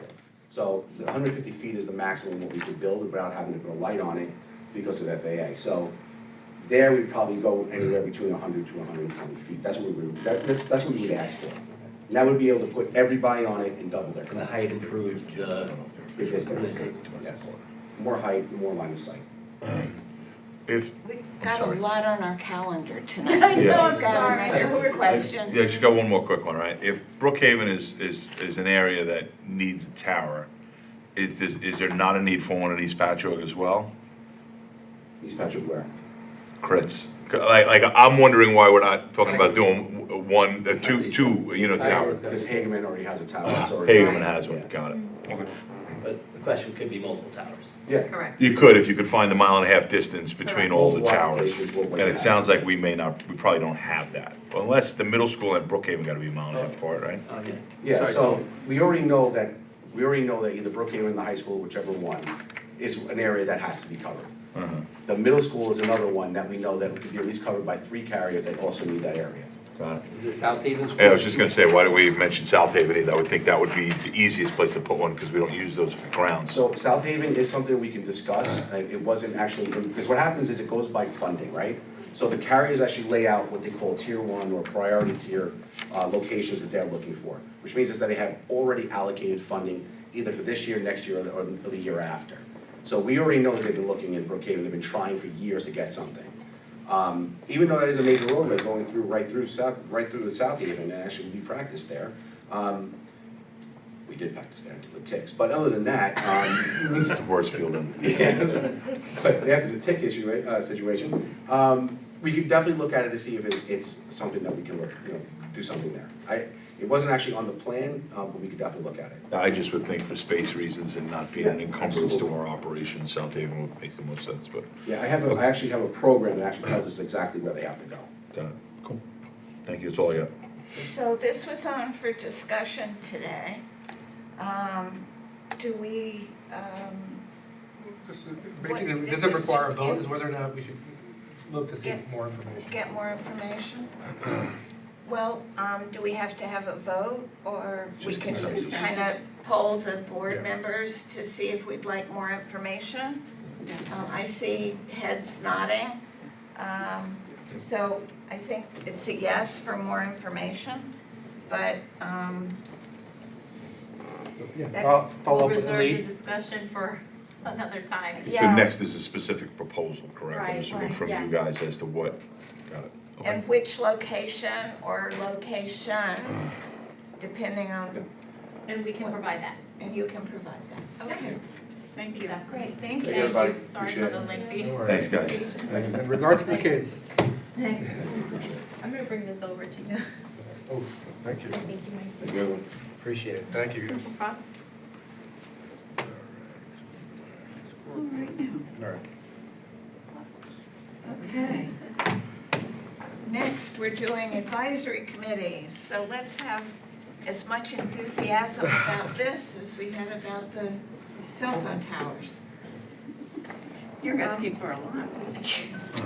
I'm So trying to basically, the purpose putting is. it in your court There we go. to So introduce the purpose this. is to seek out trustees who are going to participate in our, currently we have 4 standing advisory committees. It's strategic planning, health and safety, finance and facilities, church teaching and learning. I provided descriptions to the board via the update, and it's in your board docs as to what the sort of the charges and the purposes of each of the advisory committees. We also, trustee Felice brought up the idea of reinstating a budgetary advisory committee, which we've had already, so I don't believe that would require a board resolution, it's already existed, it's whether or not we want to host one again. But I think it's, I don't know if the trustee had an opportunity to read the descriptions. The strategic planning basically is going to go over our strategic plan, and we'll give periodic updates, discuss the progress, and participate in perhaps making amendments to it as the year progresses. Health and safety, I have all the descriptions here, so I don't know if I want to take up more time, if we've read, or if we want to start by expressing specific interest in specific committees. The only caveat is that there has to be 3 or less board members in the committees, because otherwise, if there's 4 of you, it's a quorum, and then it's open meeting. So, what we've done in the past typically is assign 2 trustees to a committee, and then like an ex officio who will attend should those people not be available. So, and also, we've got the mandatory audit committee, but we'll talk about that separately. So I put this in the update, so everybody's had an opportunity to read Correct, this. and it's in board docs as well. Board docs also. So, Sorry. We had some issues getting it. Yeah, It just I- popped up on mine, so. And I still don't have it, Yeah, even in board docs. yeah. You're not able to see the committees at this point? Mine wasn't either until it just popped in, It was so. on the update as Yeah. well. Oh, okay. Yeah, it's on mine. Nope, completely empty. You know, Hey, dumb question, but are you logged in? Is it possible when you move over it logged out? I did, at least, Go to board docs, is it, if you I put the logged, I drop down? completely logged out and then logged back in. The hard copy. Did you do it under join meeting? yeah, that's the problem too, Yeah, if you're you going do through it the under join website. meeting. Because then you might just be under, the public portion. Wait, Vinnie, can you go just check on how they log Board in? docs on there, click on it. Yep, that's what I did. Yeah, There we could go. you check on, and see how those two logged in? I don't know. I'm good now, it just popped. Okay. It wasn't there a minute ago. So, Business meeting. Did you have it? Yeah, I have it. You so have the it? idea tonight was to see who is interested in serving on which committee. And, I think I already know which one. Everybody else gets a chance. Well, if I just may add, you were on strategic planning from the beginning. Right? So I personally, as the board member, would like to see you stay on that committee because you put so much work into it. That's just something I'd like to throw out to the board, as I think would benefit all of us. I'm sorry, which committee was that? Strategic planning. Got it. So I think that's first and foremost would benefit all of us if you remain on strategic planning. That's just my 2 cents. No objection. I agree with that. Okay. For the history. All right, but how about if we, Chris has a let hard me copy. go around the room. So we can accelerate the process. Cheryl or trustee Felice, I'll go wherever because we have 3 new members. Okay. And my only problem is I have to look at the calendar because one of the meetings conflicts with my second Thursday of the month that conflicts with my Lions Club meeting. That's the only thing. okay, well, you figure that I one out. think that's health and safety. That's what my problem was. Okay, So I would like to stay on finance and facilities, but whatever works. I let everybody else choose and then I'll fit in wherever. okay. But I would like the budget, the new budget. The new budget, so you would like to do I that? would like to do that, and then I'll fit in anywhere else. Okay.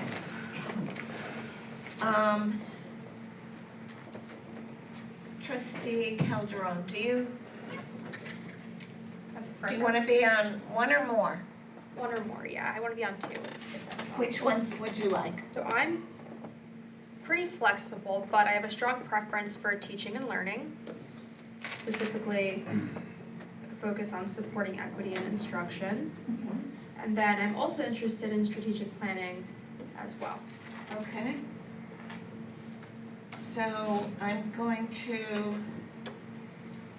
And there can be 3 on a yeah, there committee. can be. So it's not restricted to just Yeah, the so 2. why don't we just get Yeah. people to say, so trustee Felice, other than budget advisory, was there another one you wanted?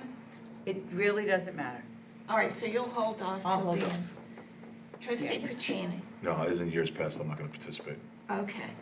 Trustee Felicetta, I would like, if possible, finance facilities as a first option. okay. And then, depending on the commitments of everyone else, I'd be interested as well as teaching and learning. Okay. Trustee Ross, Prioritizing one of 2, but finance and facilities being 1, strategic planning being 2. okay. Chris, Ross, and then we'll have trustee DeLillo. So it looks to me like the choices that everybody has expressed can probably be met Correct. because trustee DeLillo, she'll fit in anywhere. And I can also, as board president this year, be ex officio on any of these, so I could go to any meeting I wanted to in order to learn what's going on. I just would not be voting. May I- But I say that in recognition of, we don't really vote on the committee anyway. So it's more, I've been going because that's how I learn what's going on in the district. And I can hear great presentations from the, like, Teaching and Learning Committee or the Equity Committee, Subcommittee. Finance and Facilities has been really an interesting one this year under our Facilities Director, where he's giving talks about how he's able to save money, like how he's dealt with the different boilers and taken usable parts from several of them to make one functioning boiler. Well, it's saved us a lot of money. So if it's okay with everybody, if I just take this information, talk to Trustee DeLillo, and then let everybody know, because I don't think there'll be any meetings until after, there won't be any committee meetings until after our next board meeting. Just for, and we do know that the meeting schedule is incomplete based on the list of committees. Yeah, so we would have to add the budget advisory committee meetings. There was also the policy, So policy is different, that's a subcommittee. gotcha, it's So- listed, that's right. And is that a subcommittee of strategic planning? Yeah. It is, okay. And actually, if I The could equity get committee? somebody else to sit on that committee, because there's really not been a lot of participation.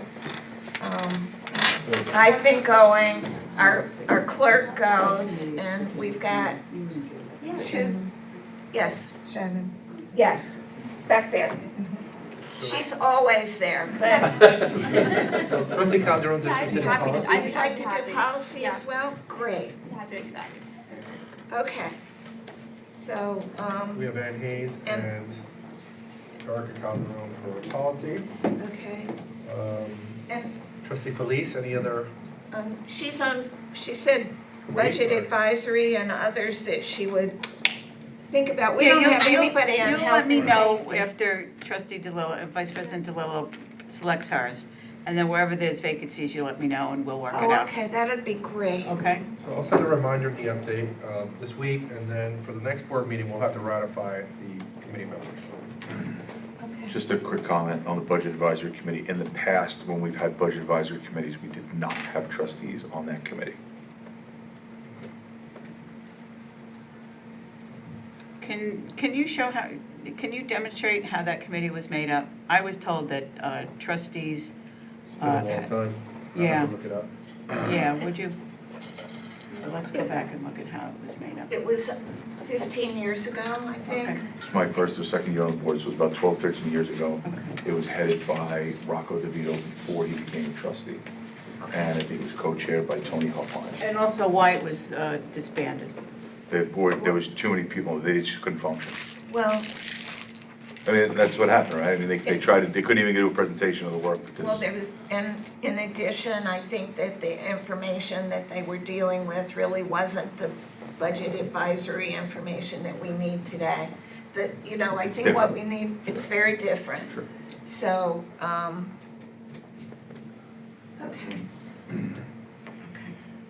You may want to give second thought to being on that committee. Okay, we can talk later. listen, I have my personal issues with the committees, like I've said before. I don't believe board members should be on advisory committees. The committee should be to advise the board and give outside influence, and I think when we're there, I don't believe we get the best information from staff, and it could be used as a way to intimidate staff or micromanage the district. So Well- that's just my opinion. You can have your own, that's just my opinion. Well, I have And it's to s- happened in the past. I have So- to say, I've had some of those thoughts myself.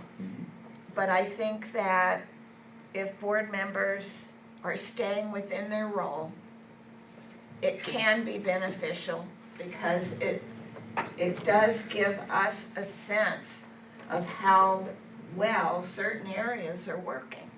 Yeah, listen, I just disagree. We have different opinions. Okay, To your point, and you mentioned it before, about learning about boilers and what parts, even though they're broken, of boilers, we can, we make money on. you know, turning in the scrap metal from boilers that are deficient. We learn that at these committee meetings. We learn the expertise of our staff members who save us money when we don't have to hire outside contractors because they have the expertise to do tile work, for example, at some of our schools. The floors. The that you saw floors pictures, and the right. walls and the tiles that they repair.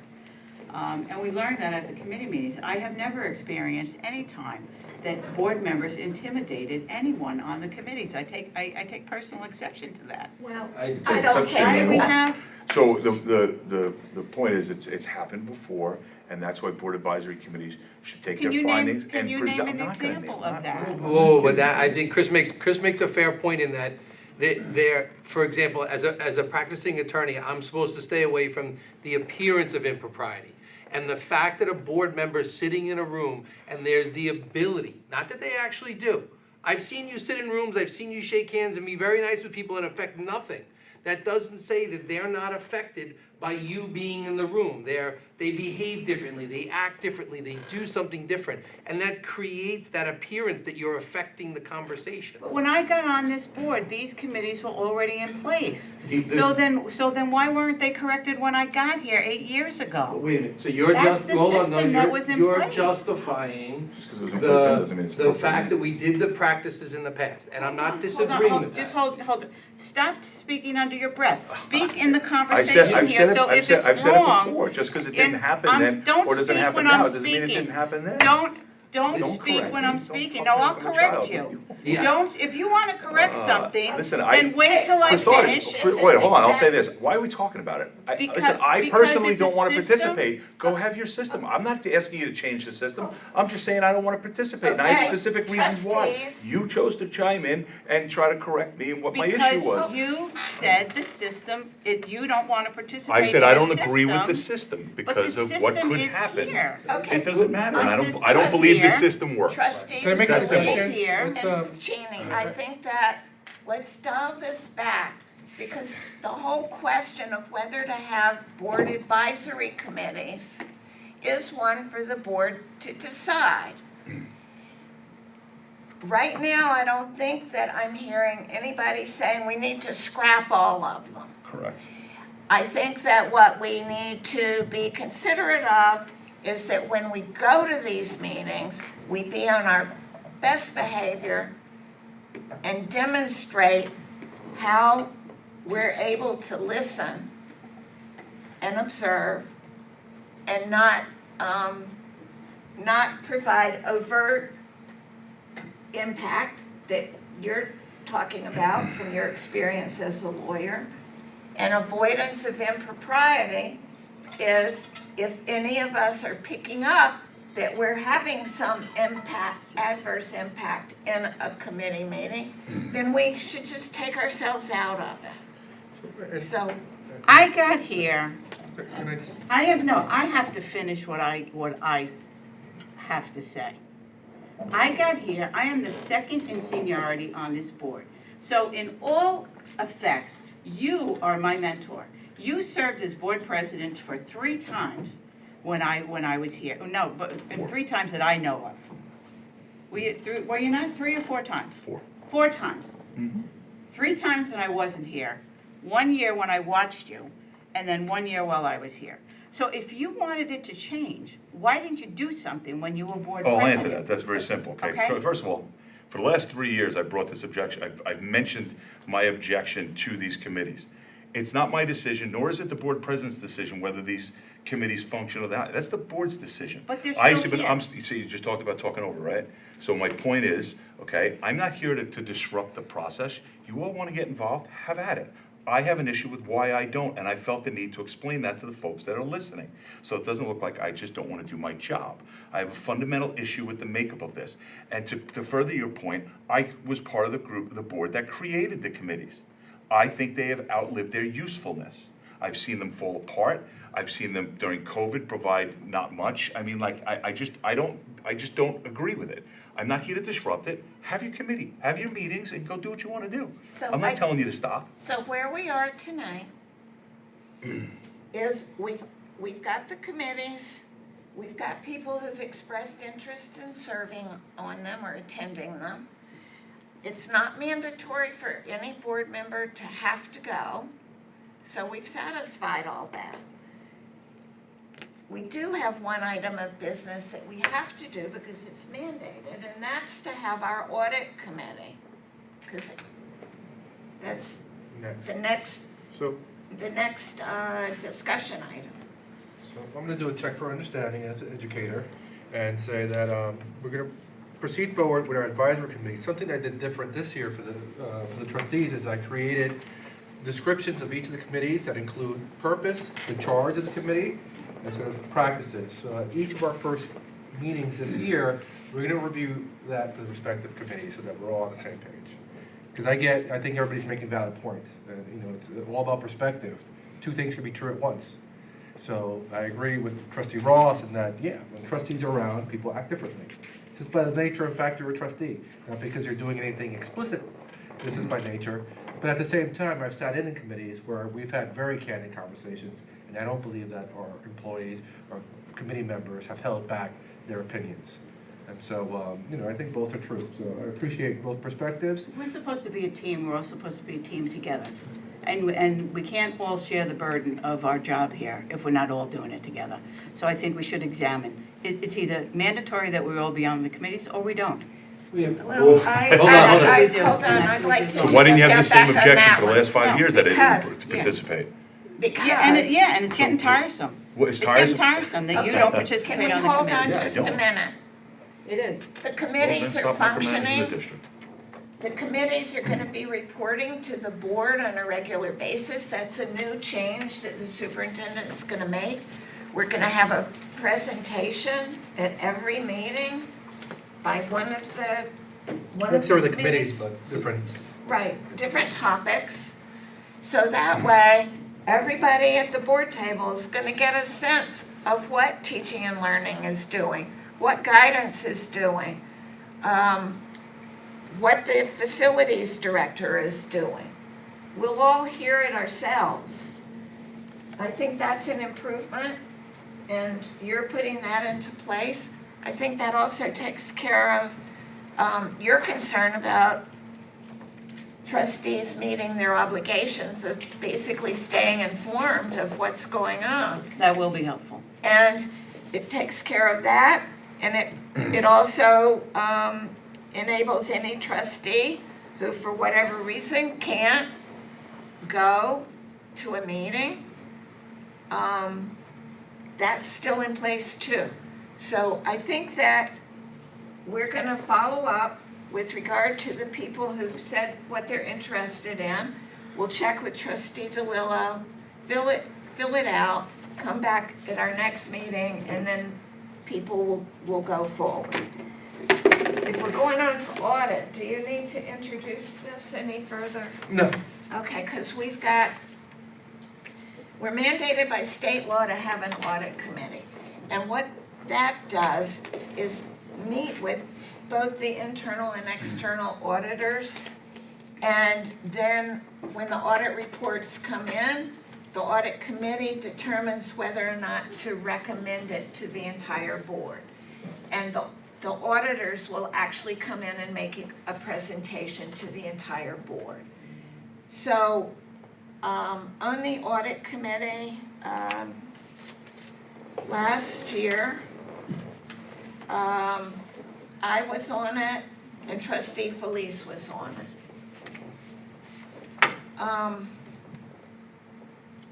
Does anybody have a particular interest in serving on that committee? Yes, Trustee Felice? yes. Okay. I have a conflict, I won't sit on the committee. You I have a conflict, I will not sit on the No, committee. okay. I'll listen, but I will not sit. Well, you'll get the benefit of hearing the report from Absolutely, the but I'm not, auditor. I won't participate Okay. with the committee itself. Can you explain what the conflict is? Well, I use the auditor on a regular basis through my practice. For me to have financial interest and obligations connected to that firm, which provides a service to the school that is meant to be uninfluenced, it's not appropriate. Okay, thank you for sharing that. I would like to stay on it for continuity purposes. Okay, We can have up to 3, anybody else? if anybody else? Okay, you'll still, I'm a decliner. okay, you still can come to meetings as long as there are not 3 other board members there. If you get particularly interested in something, you can come. All right, so that one, again, I'll check again with trustee DeLillo. We'll bring that back at the next meeting. Correct. Okay. All right, next is the updated board meeting schedule. There was one proposed change. I believe a Wednesday, September 17th meeting was a conflict, and to move that to a Tuesday, September 16th. Didn't we already change that one?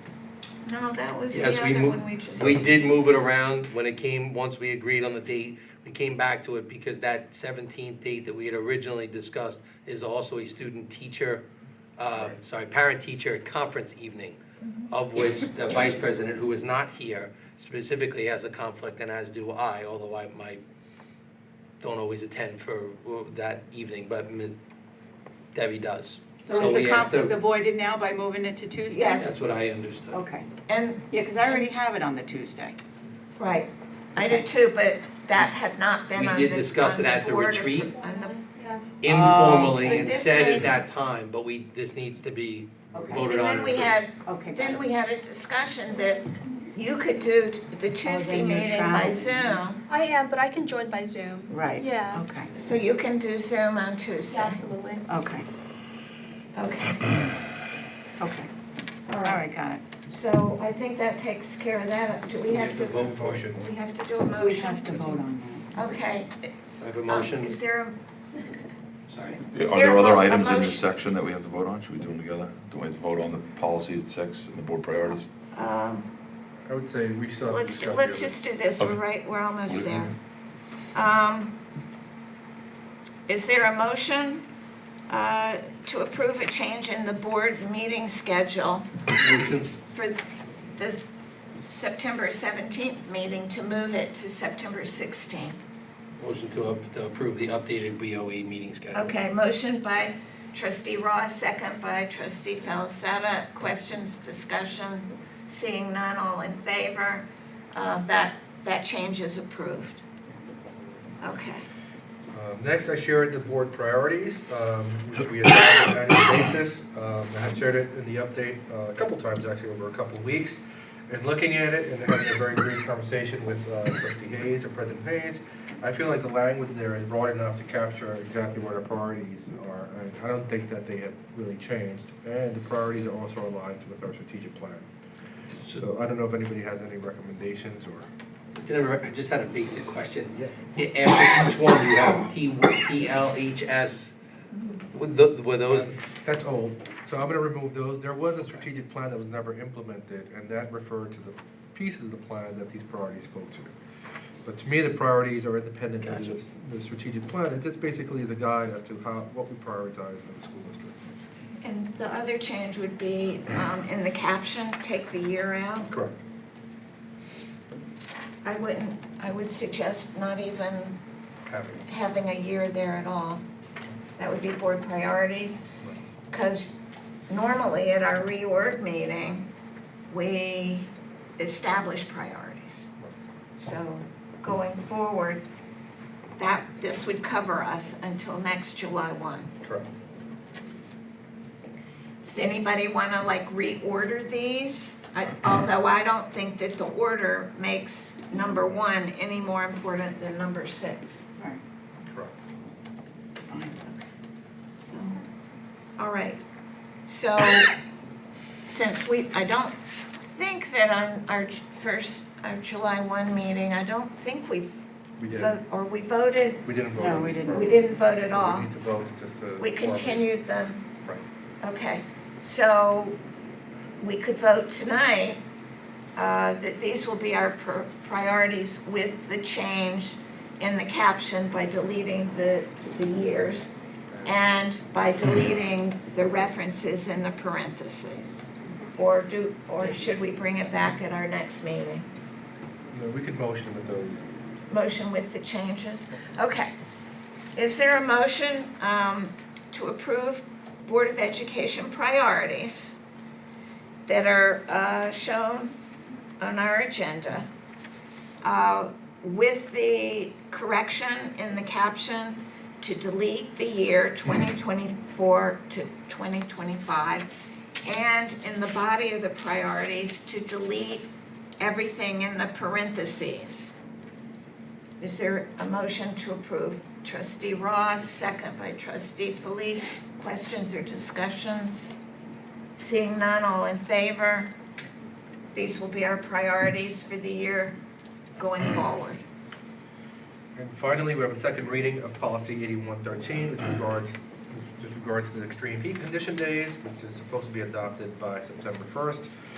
In summation, the board has had an opportunity to look at it, but basically gives us our protocols for actions taken when it's 82 degrees in a classroom, and 88 degrees, and so on and so forth. Okay, so is there a motion to approve policy 8113? The motion. Motion by Trustee Calderon, second by Trustee Felicetta. Questions or discussion here? Question. Yes. This has nothing to do with athletics, just classroom. With classrooms. Classroom, and athletics is completely governed by section 11. That is correct. So in other words, when they take their heat breaks and room temperatures and heat advisories, that's all governed by section 11. Does that apply to, say, gym classes and those, or is this included in those? So no, when the kids go outside, we typically follow the section 11 rules. So if there's a heat advisory, we typically don't take the kids out. This pretty much is exclusive to classroom spaces. This policy. But there are rules in section 11 that govern, like when there's a heat advisory, what you can and cannot do in terms of like the No, practice. that I understand, but a gym class is a classroom setting, is it not? The Am I gym itself. mistaken? He's talking about the gym itself, if they go outside, he's saying they follow section 11. No, that I understand, I'm just, that, it does follow, when you say classroom, that does, The gymnasium, yes. is considered, that's still. the whole school building. Gotcha. Thank you, that's what, that, I was missing that part. So I'll call for a vote. All in favor? It's unanimously approved. Next, we're on the board consent agenda on curriculum. G. Yes, so the administration recommends approval of curriculum items reflected in schedules G1 and G2. Is there a motion to approve G1 and G2? Motion by Trustee Felicetta, second by Trustee Ross. Questions, discussion, all in favor? Okay, it's unanimously approved. Now G, now we're on to H. The administration recommends approval of agenda items reflected in H1 through H9. Is there a motion to approve H1 through H9? Motion. Trustee Ross, second by Trustee Calderon. Questions, discussion? Seeing none, all in favor? It's unanimously approved. So before we move on, I want to thank all of our guests tonight for their patience in the meeting and sitting through a lot of information. But I want to congratulate Mr. Gavin Rogers, who's going to be our new AP at Brookton Elementary School. Welcome. I'm really excited about him joining our team. We also have Cassandra Morrison. Wave.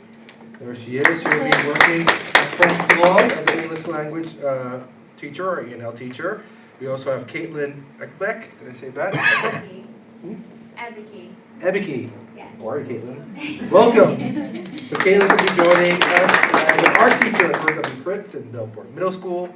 We also have Gianna Clefani Zamora. There she is, Gianna. We get into a really interesting conversation about rocks and geology, so I'm excited to see what she brings to our high school. Welcome. We also have Sarah Reisenberg here, who will be our reading teacher at Brookhaven, sitting in the appropriate spot with her colleagues. And finally, we have Devin Carnaxide? Carnegie, who's joining our music staff. Looking forward to seeing what you do, so congratulations to you. And finally, though not new to us, but will be assuming a new role as an acting principal at Belport Middle School, I want to congratulate Dr. Anthony Aiello. Thank you. We'll move on. There. We're gonna move on to business items. The administration recommends approval of business item reflected in Schedule I-1, which requires a roll call vote. Thank you guys for coming. Bye-bye, thank you, you're welcome.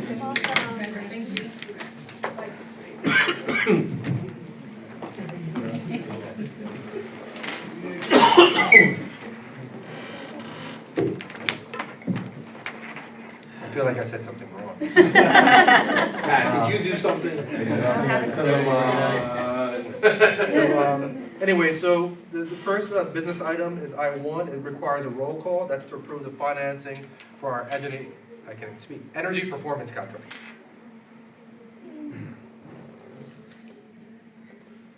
So we need a motion. So, Is there a motion? Somebody has to read the motion, right? Or Does do the I motion have to read it, or do you read it? Or it can be the board president. I'm sorry? It's one of you that needs The to read district it. clerk or the clerk?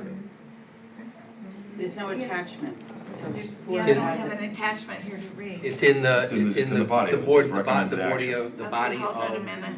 the Oh, item. there it is, sorry, I wasn't clicked on it. Okay. do you want me to read it in? Please. Resolution, okay. Resolution of South Country Central School District at Brookhaven, New York, School District, declaring the findings of the school district with respect to proposals received for the financing of the school district's energy performance contract with Energy Systems Group LLC, and making certain other determinations in connection therewith. The Board of Education of South Country Central School District at Brookhaven, Suffolk County, New York, hereby resolves by a majority vote of all members of said board as follows. Section 1, following the solicitation of proposals, the Board of Education of South Country Central School District at Brookhaven, the school district, received 4 proposals to provide financing for the cost of the energy conservation measures to be implemented under the energy performance contract dated August 28, 2024, the agreement between the school district and Energy Systems Group LLC. Section 2, based upon the recommendation received from fiscal advisors and marketing Inc., the school district's municipal advisor, it is hereby determined that the proposal received from TD Equipment Finance Inc., or one of its wholly owned subsidiaries or affiliates of lessor, is hereby accepted subject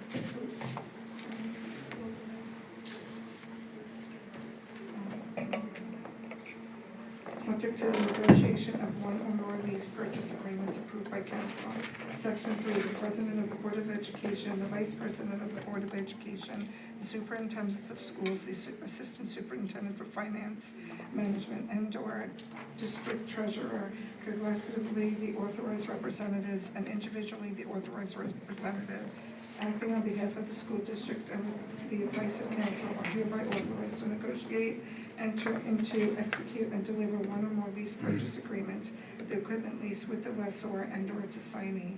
The authorized representatives are hereby further authorized to negotiate, enter into, execute, submit project requisitions, and deliver such other documents relating to the equipment lease, including but not limited to escrow agreements, as the authorized representatives deem necessary and appropriate with the advice of council. All other related contracts and agreements necessary and incidental to the equipment lease are hereby authorized, and such document shall be filed in the office of the district clerk and made available for public inspection. Do Section you want 4. help reading? Are you losing your voice? I'm just froggy always. Do you want me to take over at section 4? It's up to you. Okay. Section 4, the aggregate original principal amount of the equipment lease shall not exceed $9,665,291 and shall bear interest and mature as set forth in the equipment lease.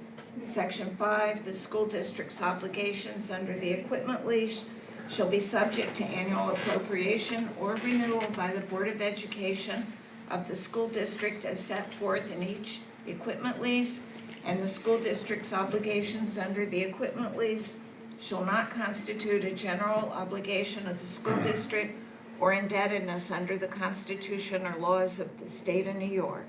Section 6, the proceeds of the equipment lease may be applied to reimburse the school district for expenditures made after the effective date of this resolution for the purpose for which said proceeds are authorized, or on or prior to such date, if the Board of Education of the school district has adopted a prior statement of intent to issue lease obligations for such purpose. The foregoing statement of intent with respect to reimbursement is made in conformity with Treasury Regulation Section 1.150-2 of the United States Treasury Department. Section 7. The authorized representatives are hereby authorized to take any and all other actions necessary in connection with the agreement, the equipment lease, and all matters related thereto. Section 8. Upon execution of the equipment lease and accompanying escrow agreement, the school district designates Webster Bank National Association as a depository of school district funds for purposes of the equipment lease, and further designates the Bank of New York Mellon as a third-party custodian for purposes of holding eligible collateral in a custodial account established for the benefit of the district. Section 9, this resolution shall take effect immediately. So, the clerk having read that, is there a motion to approve the energy performance contract financing? For a motion, I actually have a practical question, which I We have a believe, motion, second, then discussion. Yeah, that's Sorry. correct. I have a motion for discussion, please. Well, you make the Sorry, motion, I make the get a mo- second. I ask if there's questions or discussion. Second. Wait, you made the I have motion. a motion to Trustee enter Felice, discussion. second. Questions or discussion? Wait a minute, I'm sorry. He keeps saying he's making a motion to have a discussion. You need a motion on the floor for the resolution, Which- and then a second, and then, Yeah, but he said he was making that motion. so he's making a motion for discussion. I'm just saying the wording might be problematic. After that, The discussion didn't just you comes say after you the were motion. making the motion? You're making a motion on the resolution. Yes. Yeah, he made it, she seconded. Now we're back to you for your questions and discussion. Isn't section 3 is adding independent powers and authority to the president and the vice president of the Board of Education. Okay. Is that within our scope or our ability to do, and is that appropriate? We actually made some changes in our policy with regard to things like this. So that anytime there is financing or anything where the president or vice president is gonna sign it, there's notice given to each of you to make sure it's within this principal amount here. And that's because of the problem we had some 15 years ago, where we had the bond issue, where it was advertised to the public that the term of the bond would be the same as the state reimbursements, building aid.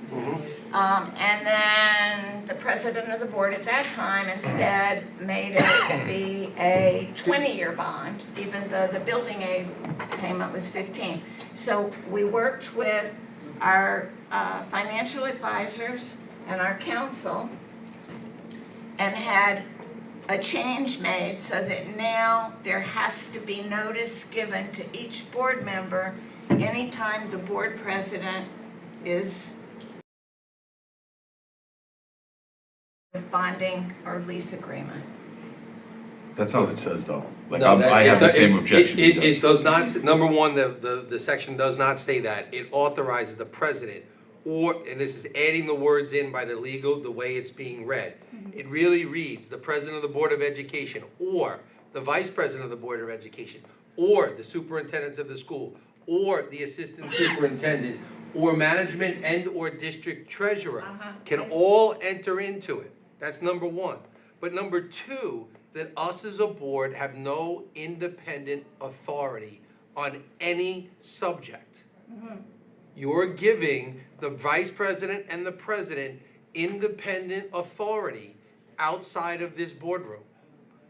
Okay, so I think I agree with that's why a- your circumstances, why policy was changed, but that's not what this says, so that's my concern. Then can we get this resolution to match practice and the policy that we have with regard to bonding. Right. Can that be fixed? So there would be another motion within this to amend the resolution to require notice to the board following any actions taken under section 3. Then you would approve that amendment and then approve the whole resolution. Wait, but I don't know that I agree with that either. You're saying that the board would have to vote to give them the authority instead of the board voting on what the issue actually is. And my question, and with that, isn't that a conflict? Because now you have members of the board who are asking you to approve what they did. That us as a body are meant to approve. I agree with the philosophy as to why the policy was changed, but in this particular instance, it should be take out the board president and the vice president. And any of those other individuals should have to come back to the board to approve that vote or to approve that lease. They should not be the parties authorized to enter the lease. Or negotiate. Or to negotiate it further. Yeah. And that was what was, that was the rationale behind the change that we made with regard to bonding. And so I think you're absolutely right, that ought to be incorporated in here. Right, but I'm saying take out the president and the vice president, because who approves the signing of the lease? Well, the board the board approves signing the lease. That's not what it says. So this would allow those individuals with advice of counsel to negotiate and enter into the lease. My understanding is that this was drafted by bond counsel. It's standard Could you resolution just speak up a terms little bit, to- Barbara? I can't hear you. You have to talk to me, just, the whole board has to hear you. So in terms of this resolution is drafted by bond counsel. It is a provision to allow you to act expeditiously on this. And those individuals' titles listed would have the authority to engage in the activities that's necessary to get this done in a timely manner. So I spoke with Bill Jackson earlier today, not about this provision. It is standard language. If you'd like to go into exec session to discuss some of the reasons that it might be there, I'm happy to do that. I did not draft it though, so I can't speak to Okay. Bill's I think we specific need to- circumstances. I'm a no vote on this, as is.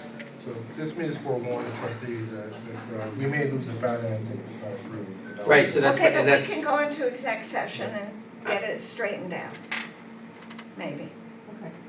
Well, that number 3 has to be rewritten. Yeah, and Barbara did say that we can make a motion to amend the paragraph. Yeah. Well, we gotta figure out what that amendment is. I think we should go back into exec session and listen to what Barbara has to say, because, all right, so,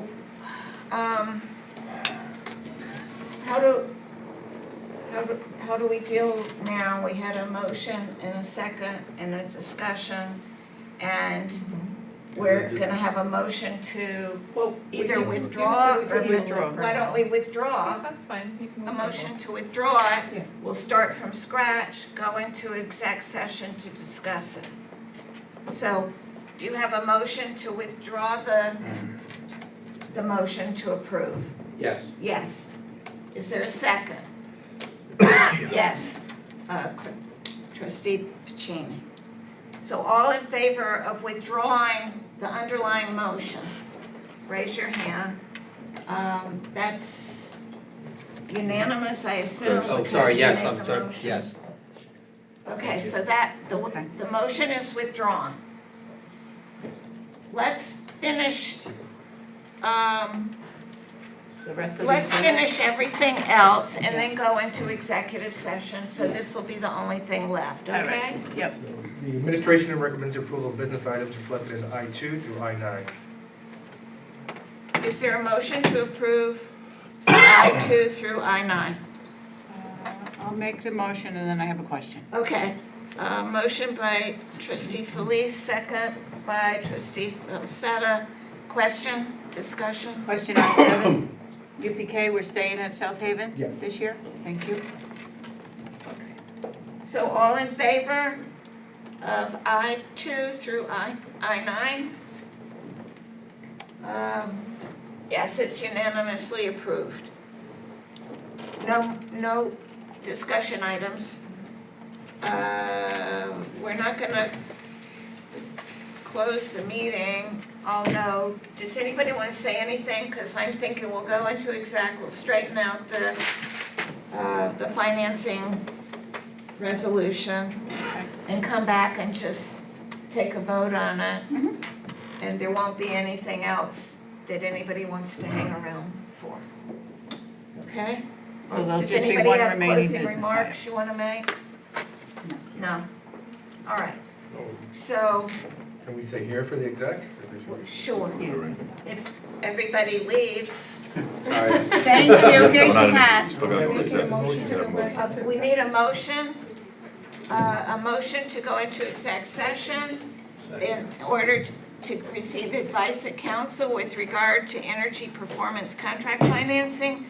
Motion by trustee Calderon, second by trustee Felice. All in favor? Unanimous. So we're now in exec session. Thank y'all for, thanks for